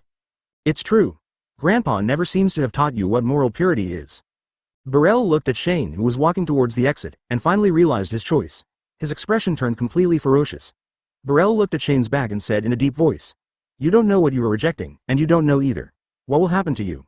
Seeing Burrell's puzzled expression, Shane stood up and said, "I think, since you have finished what you want to say, let's end it." Hey, this is the right attitude. We are not friends, not relatives, not uncles and nephews. We are enemies. If you want to kill me, I will beat your enemies to pieces. If you have anything to say, just say it. Don't bother me. Grinding. Burrell originally wanted to take a sip of wine, but after hearing Shane's words, he immediately frowned and put what he was holding on the table. Goodbye, my dear uncle. After hearing Burrell's words, Shane did not turn around or say anything in response. He just raised his right hand and gave Burrell the middle finger, then opened the door and walked straight out of the leaky cauldron. Looking at Shane, Burrell slowly exhaled and leaned on the chair behind him. It didn't take long before Burrell regained his composure and said, "I'll give you one last chance." Hearing Shane mention the incident where he was pushed to the ground and bitten by Yod, Burrell's face immediately turned ugly. There had never been anything more embarrassing than the incident where he was bitten by Yod, even for a long time. Over time, the incident that he had Yod bite was spread among the circles of pure-blood wizards in the magical world of Eagle Kingdom. Many people even talked about it as a joke, and now Shane mentioned it again.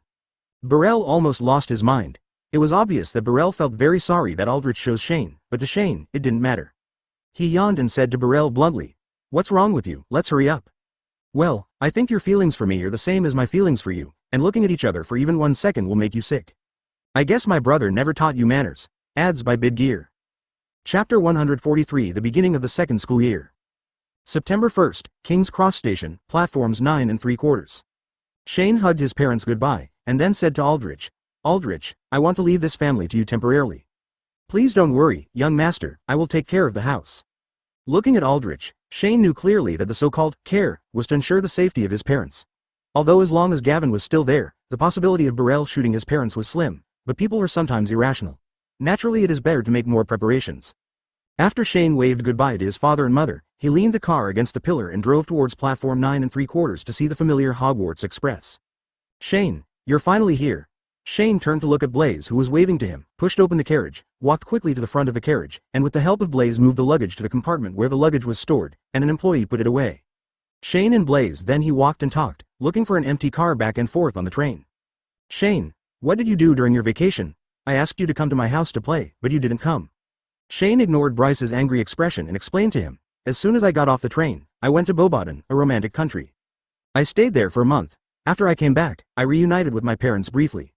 I will be on vacation next year. When the time comes, I will definitely go to your house to play." "Okay, that's all done, but, why do you look so bloated today?"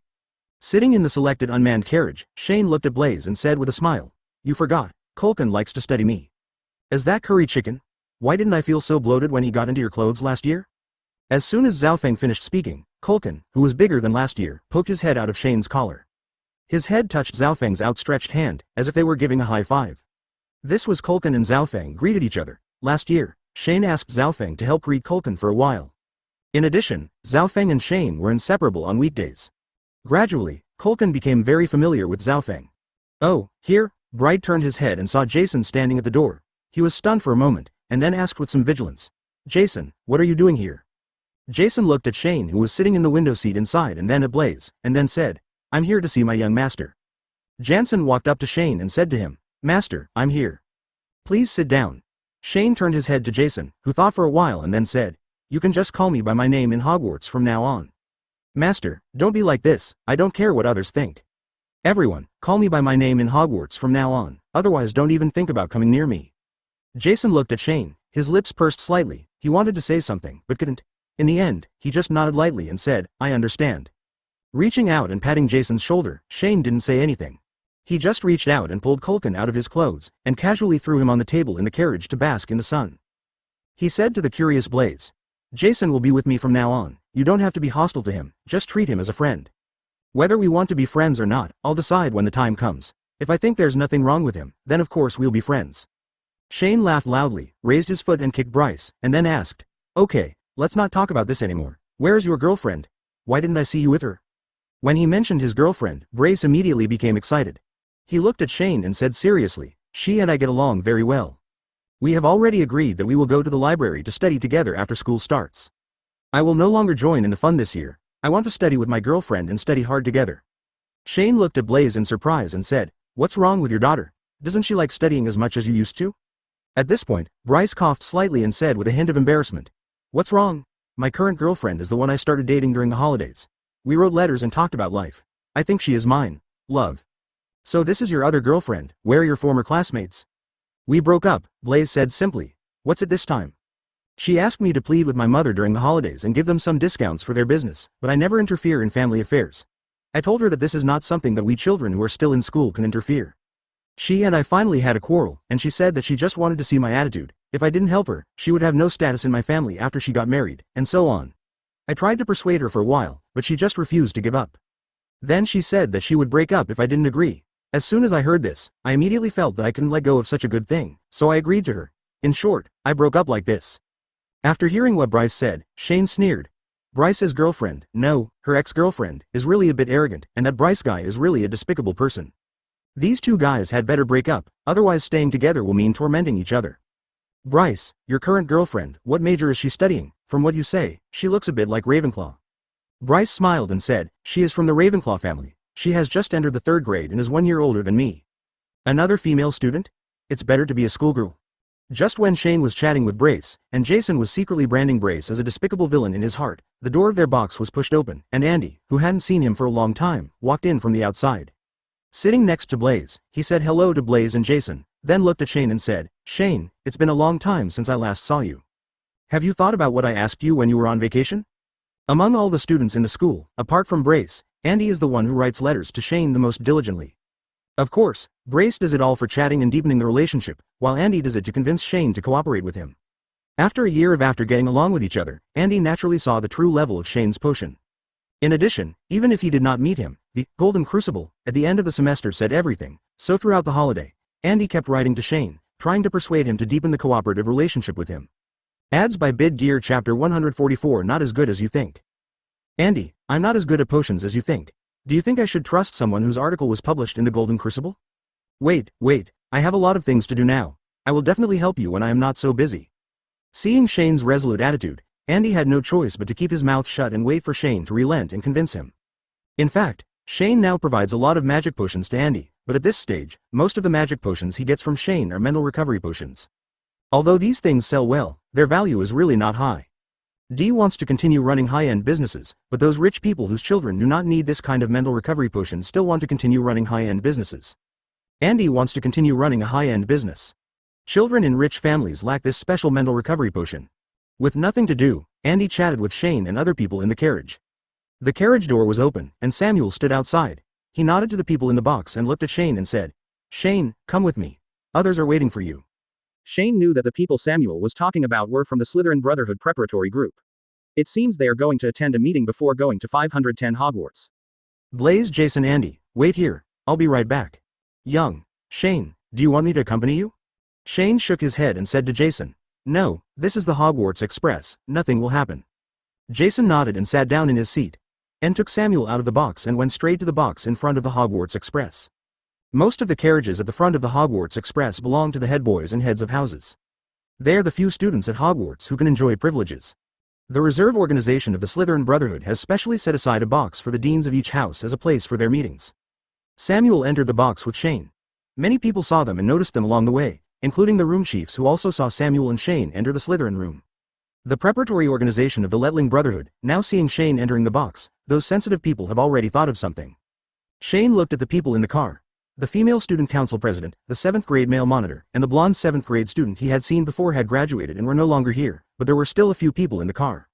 He hadn't seen him last time, such as Oliver, who had no reaction to Shane's appearance, fully. Shane, welcome, please take a seat.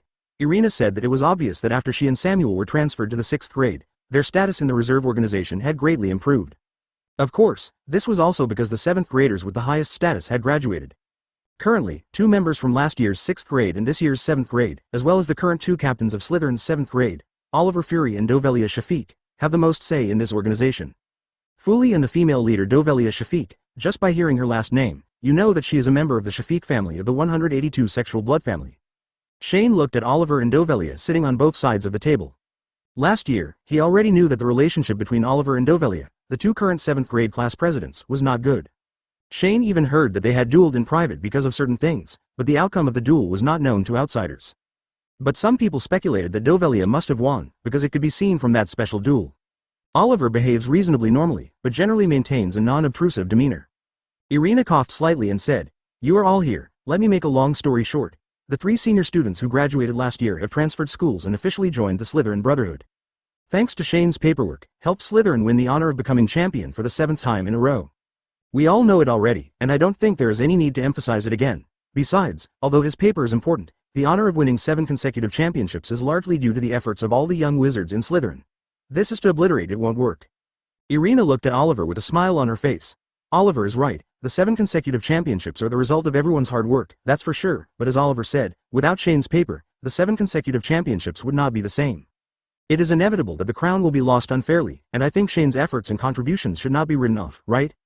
After hearing this, Oliver glanced at Irina, rolled his eyes, wrinkled his nose, as if the person arguing was not his Shane, grinned and nodded without saying anything. Irina continued to host the meeting and soon got to the point. This year, 2 5th grade seniors have also been selected. Everyone should know their performance last year, and everyone knows their family situations, so now I will vote to see if everyone agrees to let them join us. As soon as the words fell, Irina was the first to raise her hand, followed by Samuel, Dovelia, Oliver and most other people raised their hands. 2 people did not raise their hands. Maybe they were opposed. Maybe they have given up, maybe they have some grudges with these 2 people, but it is no longer important. The number of hands raised has already determined the result of the vote. The 2 5th grade seniors also joined them without hesitation, ranks. Shane raised his hand in approval, and Ina also raised her hand. According to the agreement at the end of last semester, he will fully support Irina and Samuel's work in this reserve organization, and Irina and Samuel will also help Shane obtain the corresponding status and power in this organization as soon as possible. It's a win-win result. After the voting ended, 2 new 5th grade seniors came in and introduced themselves to others present. Even when chatting with Shane, a young wizard who has just entered 2nd year, they were very respectful and did not look at Shane differently because of his age. With the arrival of new members, Irina once again took over as chairman of the meeting. The next things were a bit cumbersome for Shane. The common ones were Slytherin's goals for this year, and there were some messy things that required voting. Shane followed Irina and Samuel to vote. There was no need. When voting, Shane looked at his eyes and nose like an otaku, thinking about things about potions and alchemy, and time flew by. After the meeting, Shane stood up to leave. When he walked back to his box, he happened to see Hermione and Neville walking by. "Shane, I finally found you. Harry and Ron are gone. They're not in the car. Have you seen them?" Ads by Bid Gear. Chapter 145 The Diary I Want. Human memory is amazing. For Shane, the books, movies and TV series of Harry Potter he had read in his previous life were all many years ago. It is difficult to say whether this is a past life. Some of the original books he has forgotten the obvious things, but on the contrary, he still remembers some very obscure things. But at this time Hermione said that he did remember Harry and Ron. He even remembered that he got a pirated disc when watching that movie. For him, that was a long, long time ago. Well, he wasn't too old then. Shane. Breaking free from memories, Shane looked at Hermione and said to her, "The Hogwarts Express is so big. If you haven't found it after searching for a long time, then Harry and Ron shouldn't come here, but you don't have to worry. In the eyes of Principal Dumbledore, Harry is special, so you don't have to worry about Harry missing the train and not being able to go to Hogwarts. In fact, most of the professors in our school don't take the Hogwarts Express, you can go to and from Hogwarts, right?" Hermione looked at Shane and exhaled slightly. Maybe it's because Shane defeated Hermione in last year's final exam, maybe it's because Shane's hard work allowed her to enter the Gold Cup, but Hermione still trusts Shane very much, just like she does with Harry and Ron. But believe me, Hermione was still a little worried that Harry and Ron missed the Hogwarts Express. "Shane, do you know why they didn't catch the train? Is it possible that they had an accident?" Of course Shane knew about this. He knew that Dobby wanted to protect Harry because Dobby knew that Lucius Malfoy sent something related to Voldemort to Hogwarts. He also knew that because of that thing, the history of Watts may repeat itself, causing many deaths, so Dobby wants to save Harry, and the way he saves Harry is to prevent Harry from entering Hogwarts. Harry didn't get to go to Hogwarts. Of course, even if Shane knew about it, he couldn't tell Hermione about it rashly. After all, with his character, he is not a master of prophecy. These nonsense things are not Shane's opponent at all. Maybe Shane will pretend to be a prophecy when necessary in the future. Master, or make up a prophecy master that only Shane himself can contact, but definitely not now. Harry and Ron are great little wizards in their own right, and they may encounter some difficulties, but I think they should return to Hogwarts intact. Besides, we are on the train now and there is no way to find them. Instead of panicking here, it is better to calm down and wait until we get to Hogwarts before asking the teachers for help. What do you think, Hermione? With Shane's persuasion, Hermione calmed down a little. After thanking Shane, he and Neville left the room together. Although Hermione and Shane had a good relationship, the box where Shane was sitting was mostly filled with Slytherins. Hermione was not used to sitting with so many Slytherins. Turning away from Hermione, Shane returned to the carriage without saying a word the whole way. After getting off the train, all high school seniors except freshmen were supposed to get on Yeety's carriage, but Bryce, Andy and Jason didn't see Yeety pulling the carriage, and obviously they didn't encounter anyone who died in front of them. In front of him, as for Shane, he killed Quirrell with his own hands and was considered a witness to the death, so he could see Yeety.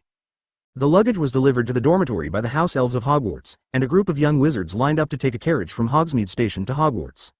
After getting off the car, we entered the auditorium and found a long table in the college to sit down. The group of young wizards chatted leisurely for a while. The door was finally pushed open and this year's freshmen walked in one by one.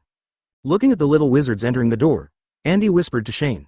Shane, I still remember that day last year, you kicked Malfoy out of the house. It really surprised all of us, we didn't expect anyone to come. On the first day of school, causing trouble before the class placement ceremony. Hearing Andy's words, Blaise muttered, when I first saw Shane beat the shit out of Malfoy who insulted him, I immediately knew that Chong-En was easy to deal with. A few people were chatting happily, not noticing that Malfoy not far away was also thinking about the scene when he was beaten. He looked at Shane and the others who were chatting happily. Although there was a distance, they spoke in a serious manner. It was still quite loud, and Malfoy still heard some of his thoughts, and it reminded him of the scene a year ago. 0. Please give me flowers. Damn kid, you won't be able to jump up for days. Malfoy muttered something, glanced at Shane, grinned, and turned away, his face expressionless. Shane watched the sorting ceremony begin. So far, Slytherin has admitted 3 people. Just as Shane was looking at the other freshmen, a familiar voice came from Professor McGonagall's mouth. Ginny Weasley. Hearing the name, Shane looked in the direction of the little red-haired girl. She was already showing off her beauty. She was much more beautiful in reality than Ginny in the movie, but Shane didn't pay attention to her because of her appearance, but because he vaguely remembers Voldemort's diary, which is the Horcrux, and is now in Ginny's hands. Shane needs that diary. Shane glanced at Ginny, who was undoubtedly sorted into Gryffindor, and fell into deep thought. Until another name pulled Shane out of his thoughts. Polana Lovegood. Shane raised his head and looked at each other. The real Ginny is much more beautiful than the one in the movies and TV series, but the real Polana is completely different from the one in the movies and TV series. The real Polana has dirty blonde waist-length hair, light eyebrows and 2 bulging eyes, which always makes her look incredible. Polana is not bad looking, and is even a bit good looking, but her dress is so weird that it makes people feel very strange, which is very different from her previous appearance in the movie. Ravenclaw. With a loud announcement, Polana walked towards the Ravenclaw table. Looking at Ginny sitting on the Gryffindor table in the distance, Shane turned back. He had just thought of a lot of things. It was impossible to get Voldemort's diary using conventional methods. Now Shane only faced one question. Is it worth taking the risk of doing something unconventional in order to get the diary? Sent myself to Azkaban. Ads by Bid Gear Chapter 146 Bryce's Little Trouble. Shane, listen. Where are we going? Dean. After hearing Blaise's words, Shane looked towards the professor's long table and found that his dean was getting up, leaving the long table, walking out of the classroom through the door behind him, and going about his own business. At the opening banquet, the professors of the school usually do not leave the table, but now my dean has left the table. It must be because of something special. Of course, it is also possible that his dean just has a bad stomach. Shane associated his dean with an upset stomach and his dean with going to the bathroom. Putting on his bathrobe, he sat on the toilet with a cold and serious expression. Bryce, Andy and Jason looked at Shane with puzzled faces. In their opinion, Shane seemed to be thinking deeply about something at first. Later, when 080 Snape left, he asked himself what he had thought of. What? Suddenly burst into laughter uncontrollably. Shane shook his head. Although he noticed the doubtful looks in Blaise's and others' eyes, he had no intention of explaining anything and had no way of explaining it. Did he want to say that he was amused by Snape's imagination while squatting in the pit? I guess he could be considered a pervert and psycho. The party started. Shane cut himself a piece of beef shank. The outer part was roasted more fragrantly. He liked it better and it was very comfortable to eat. However, this guy named Bryce liked beef that was not roasted so fragrantly. This made Shane not so satisfied. After the party, everyone returned to the Slytherin common room in the dungeon. The new motto is, Pure Blood, indicating that the concept of pure blood still exists in Slytherin. Indeed, Shane, the mute son, has both mute parents, but both parents are wizards, especially the Bursted family on his father's side, one of the 28 pure blood families, corresponding to Shane's lineage.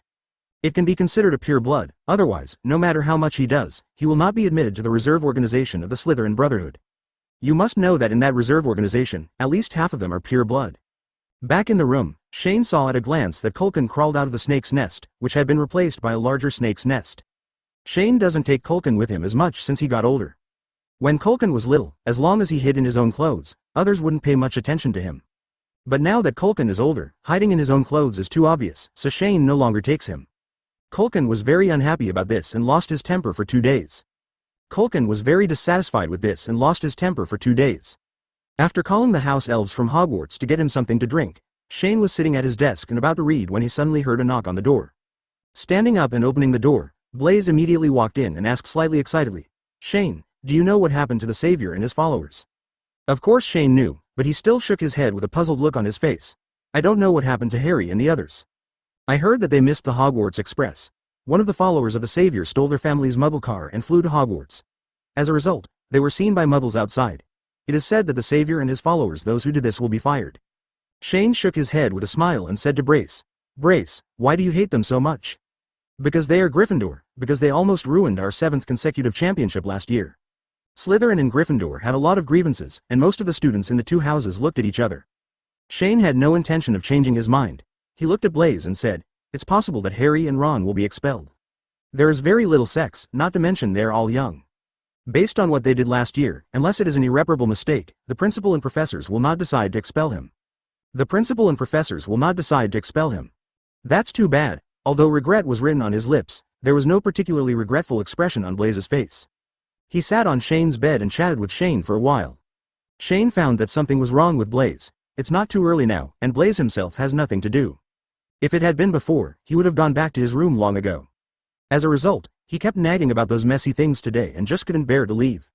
"Blaze, are you kidding me? Why do I feel like you're kidding me?" Hearing this, Blaze showed an embarrassed look on his face.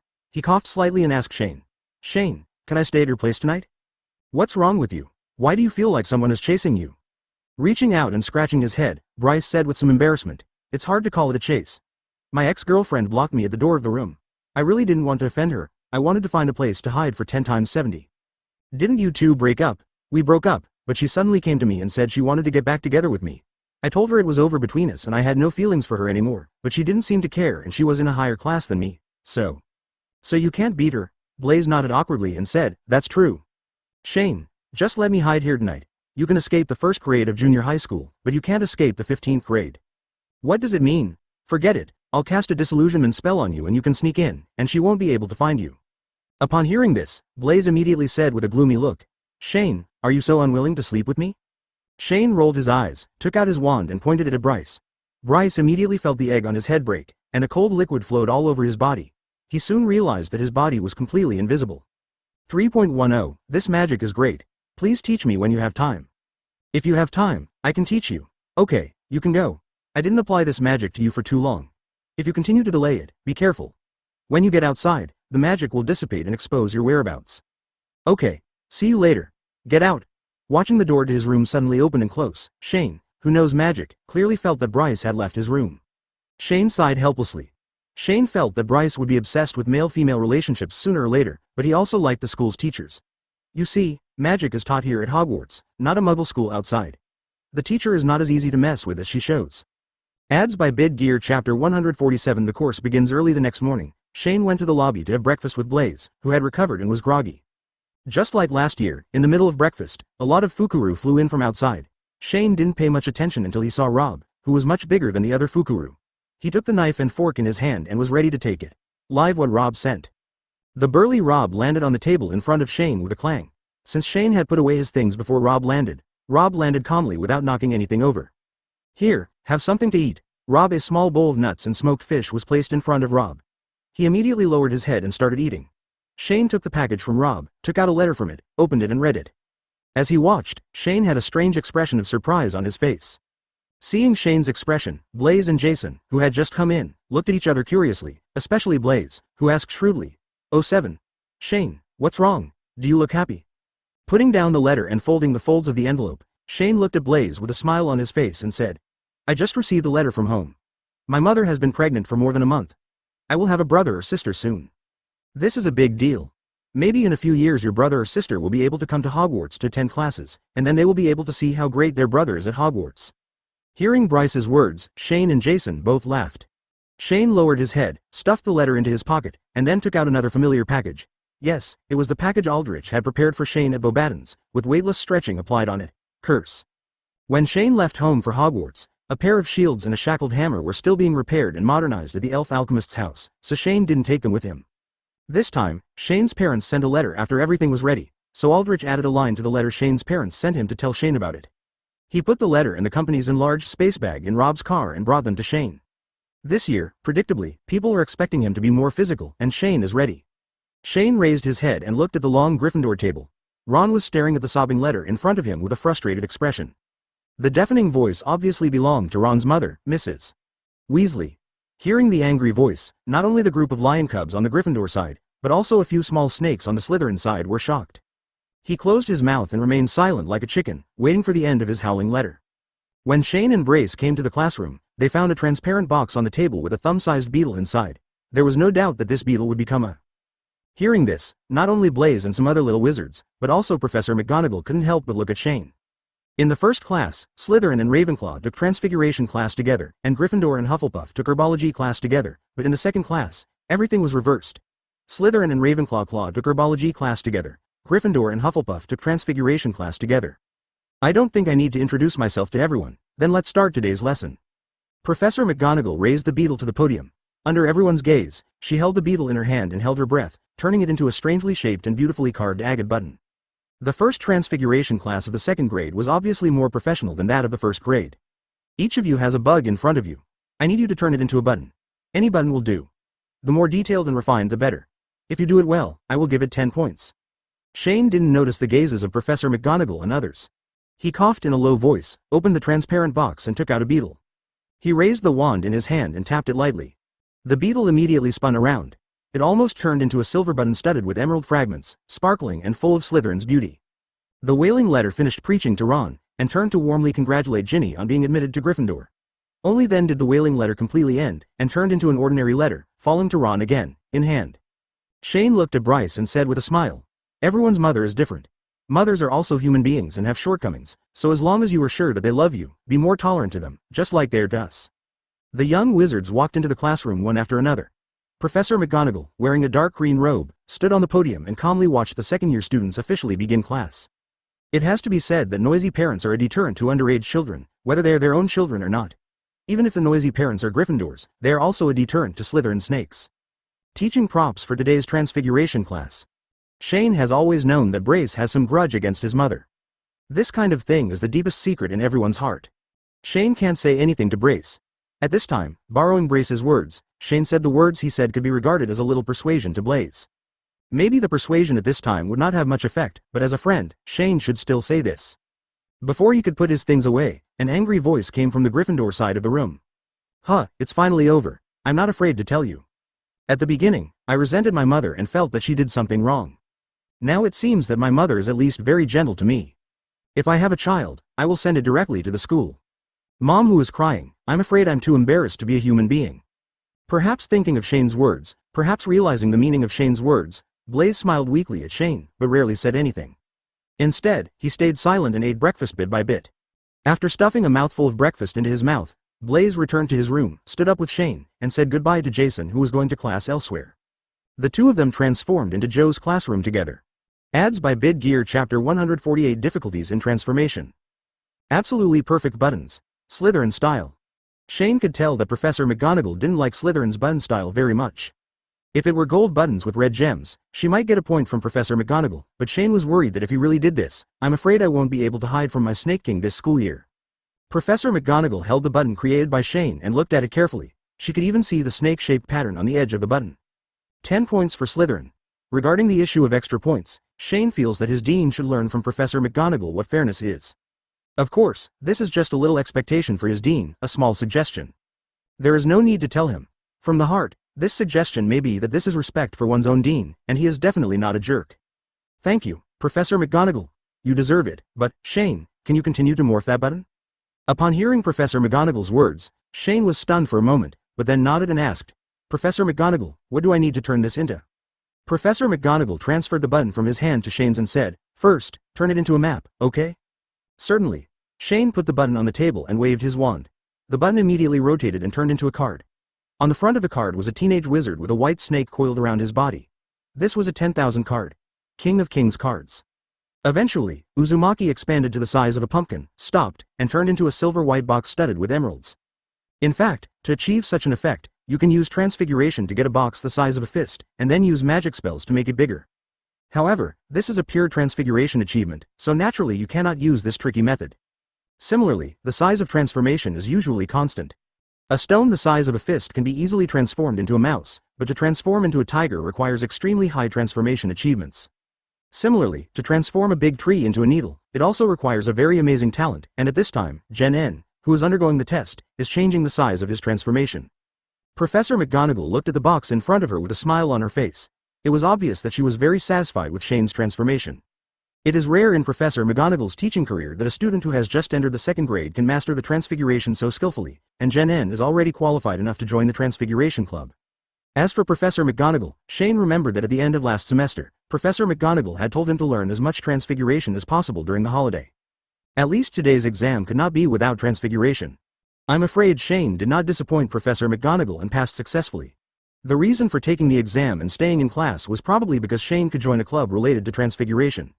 In transfiguration, the complexity of turning a living thing into a dead thing is much lower than that of turning a dead thing into a living thing, because to turn a dead thing into a living thing, it is not only necessary to transform it into a form, but also it needs to be given a spirit through magic, and its complexity is no less than the transformation between living things. Unlike transforming a living thing into a dead thing, there is no need to take care of the spirit of the living thing, but it can be transformed directly on the body. At this moment, Shane's transformation technique is at the LV2 level, which is to turn a living person into a dead person. Although it can change the dimension, it is very difficult and extremely incompetent. The degree of transformation is also very limited, so his transformation technique is not considered the 3rd level. Level transformation technique. After hearing Professor McGonagall's words, Shane also continued to transform. The wand in his hand swung gently in front of him. When the wand was horizontal, the cardboard immediately began to dance. As it danced, the cardboard gradually elongated from the tail to the head, becoming Bryce, who was sitting next to Shane, was stunned by the way Shane showed his hand. He could tell at a glance that the little snake looked exactly like Culkin. Needless to say, Professor McGonagall, whether it represents the animagus that turns living things into living things, or the transformation magic that turns dead things into living things, awakens the stone statues in Hogwarts and empowers them. Spirituality, turning them into soldiers and guards, these prove that Professor McGonagall has reached Transfiguration Level 4, and is only one step away from reaching Transfiguration Level 5. After hearing what Professor McGonagall said, Shane realized that this should be the last test. Simply put, the complexity of transformation can be roughly divided into turning dead things into dead things, turning living things into dead things, resizing, turning living things into living things, and turning dead things into living things from low to high. Objects, and the final formless elemental transformation, which is roughly equivalent to the 5 transformation levels on Shane's panel. Snake. Very good werewolf skills, considering your age, it can be considered perfect. After saying these words, Professor McGonagall walked forward and said softly to Shane. Come to me after class, I have something to say. You said, Zhao Li's. He stood up slowly, stretched out his wand and pointed at the little snake in his hand, then waved his right hand, and the wand drew an arc above his head. The little snake immediately flew out of Shane's hand and landed on the ground beside him. The body hovered and turned into a silver-green Uzumaki, but it did not immediately turn into a box, but gradually expanded, slowly turned into a fist, and gradually increased to the size of a human head. Until this time, Shane's face only then did he show a trace of dignity, and the hand holding the wand trembled slightly. Shane turned the box into a beetle again. After a series of transformations, the beetle was obviously very tired, so Shane put it back in the box to rest for a while, then sat next to Bryce's chair and began to teach him the transformation technique. Practice. As for deeper changes in elemental forms, such as Voldemort's snake-turned fire karma and Dumbledore's water prison, these are changes that can only be achieved by the highest level of transfiguration. Even Professor McGonagall is not even close, let alone Shane. Seeing this scene, Professor McGonagall had a rare look of satisfaction on her serious face, but she continued to say to Shane, Shane, now you turn it into a box. The more gorgeous the better, the bigger the box the better, the more beautiful it is. The more the merrier. The little snake stretched out its hand, climbed onto Shane's arm, wrapped its fingers around him, and started swimming gently. Professor McGonagall nodded to Shane and continued to check other people's transfiguration techniques. There are other outstanding young wizards who have completed transfiguration and are waiting for Professor McGonagall's inspection, but given that Shane is the crown jewel, it is almost impossible to get bonus points unless their transfiguration surpasses Shane. Ads by Bid Gear Chapter 149 is Sudden Thought about Mandragora. Fu Shi Hu Pan Lu Guan Hu La Yu Su Fu Shi Yin Jing Rakuten Travel HK. 1,275 Hong Kong dollars Rakuten Travel. Ri Ben Xing Ne Ling Xian Wang Shang Lu Xing Shi. After leaving the Transfiguration classroom, Shane and Bryce, who was waiting for him at the door of the classroom, went straight to the greenhouse outside Hogwarts Castle. Today's herbal medicine class is in greenhouse number 1. The conversation between Shane and Professor McGonagall delayed a little time. If they don't want to be late, the two of them must speed up. Shane, how are you? Has Professor McGonagall invited you to join her club? As Shane walked briskly down the stairs, he replied to Blaze. You're welcome. Starting from this week, there will be 2 clubs every week, on Tuesdays and Thursdays, and also in the evening, which is very different from the Potion Club. Speaking of clubs, what is the name of Professor Shane McGonagall's Transfiguration Club? The Calwood Club is Professor McGonagall's Transfiguration Club. Not all clubs run by Hogwarts professors are named after their respective subjects. Although Snape's Potions Club was called the Potions Club, like the Slytherin Club run by Hogwarts' former potions professor Horace Slughorn, many professors' clubs are often called it has little to do with their subject. The same goes for Professor McGonagall's Transfiguration Club, which she named after the material she used for her wand and her favorite tree, spruce. Wouldn't the time left for you at night become less and less in the future? That's just your own business. If I were you, I would never tolerate going to classes during the day and going to clubs at night. People are different. If you think this kind of life is unbearable, then I have accepted it. They talked and laughed happily, then left Hogwarts Castle and went straight to Chong Greenhouse. On the way, Shane saw Harry, Ron and others walking towards the nearby Hogwarts Castle with helpless expressions. But Shane was in a hurry to go to class, so he didn't say anything. He just nodded from a distance and walked quickly. Go to the first potion room. When Shane approached Greenhouse 1, most of the second-year Slytherin and Ravenclaw students were already there.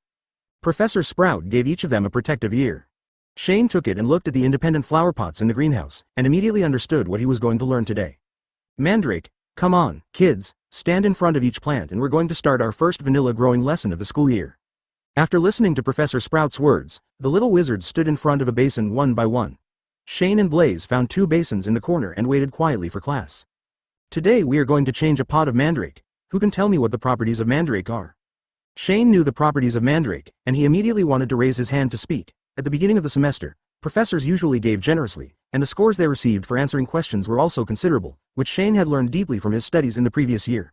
So he also wants to get as many college points as possible at the beginning of the semester. It works for people, it is. Mandrake, also known as mandrake root, can restore deformed or diluted people to their original shape and is a very effective restorative. Wait, sound magic, what to do about the basilisk? After listening to Blaze's words, Shane nodded and whispered.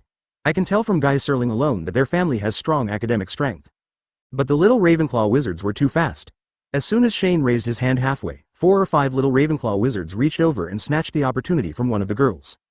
Thinking of this, Shane looked at the ugly mandala that was trembling slightly in his hand. As soon as he got it, he stuffed it into the flower pot, then covered it tightly with soil.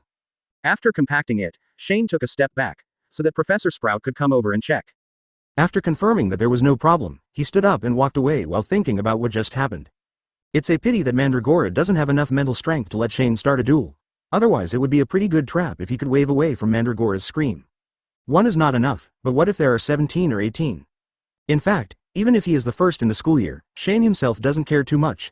He just studies normally, takes normal exams, and gets first place normally, but he doesn't want to strive for anything too special, so naturally he doesn't care too much, the position of first place. As always, Guy Celine, 10 points to Ravenclaw. But it should be noted that the hissing sound of Datura can kill people, so the relevant regulations should be strictly followed when using Datura. Shane didn't know if it was the basilisk's eyes that were powerful or if his sonic attack was effective. A bunch of mandalas plus a dozen roosters crow, you flash your eyes, I salute with my voice.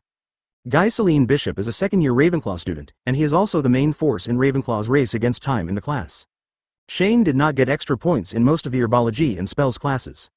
The biggest reason is that she failed at the end of last year's semester. In terms of grades, she ranked only after Shane and Hermione. Hermione ranked 3rd.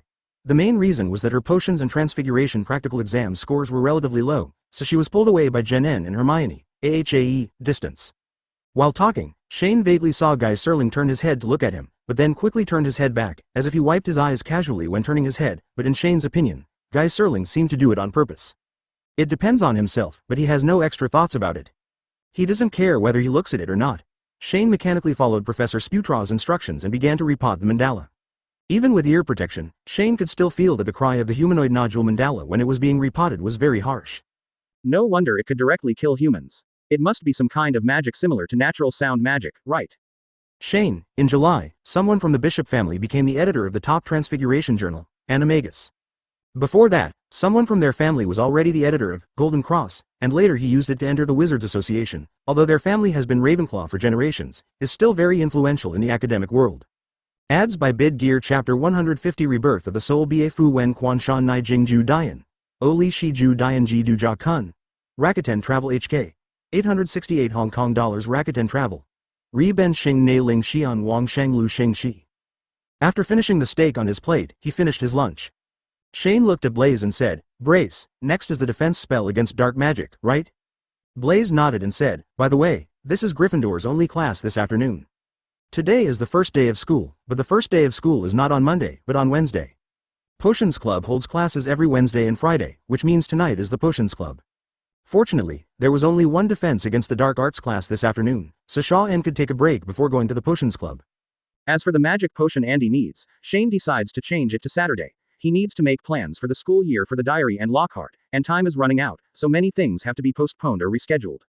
Shane and Bryce took a short break and looked at the time. Class was about to start, so they got up and went straight to the defense against the dark arts class.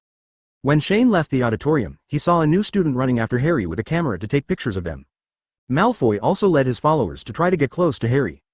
A year later, Malfoy's love for Harry is still as deep. As long as he sees Harry in his field of vision, he will immediately approach Harry, cause trouble for Harry, and attract Harry's attention. If one of them is girls, I'm afraid things will end differently. Malfoy, surrounded by Goyle and Laboon, rushed towards Harry.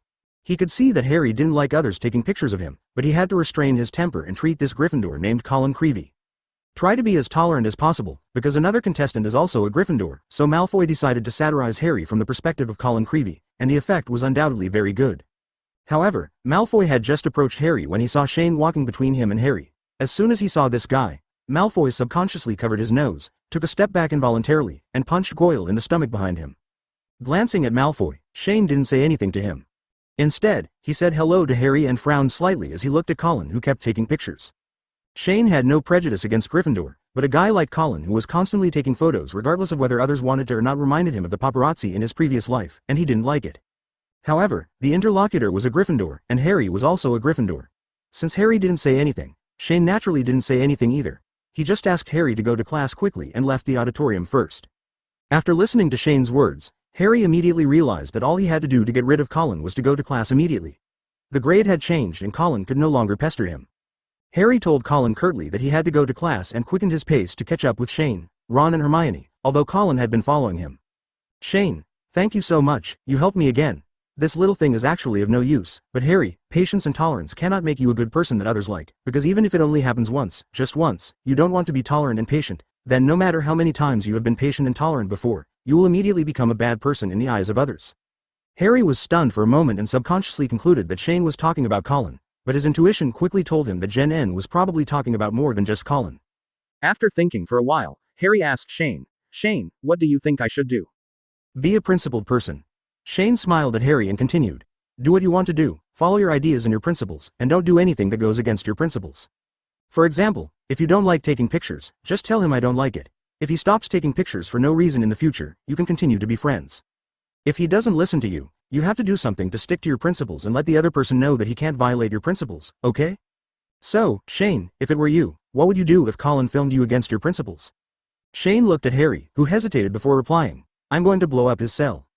As soon as he finished speaking, another high-pitched voice suddenly sounded. Lockhart walked out of the classroom. He looked at Harry and then at Colin, who was taking pictures of Harry. He immediately walked past Shane and raised his hand with his arm. He hugged Harry, showed his shining teeth, and regardless of Harry's dissatisfaction, shouted to Colin, "Take pictures. I like taking pictures, and it seems that you also like taking pictures. Harry, let's take a group photo of the two of them. Come on, Mr. Creevey, I'll sign it for you both in a moment." Harry looked at Lockhart hugging him and subconsciously wanted to struggle. At this time, Lockhart hugged Harry and whispered to Harry, "Listen, Harry, in front of little Creevey, I bet behind your back, if he takes a picture of the two of us, your classmates won't think you're too arrogant, right? 0, please give me flowers." During the conversation, Lockhart asked to take pictures. Harry looked at Lockhart and Colin and sighed, thinking that all this would be in vain. It was just taking pictures anyway, so what was the point?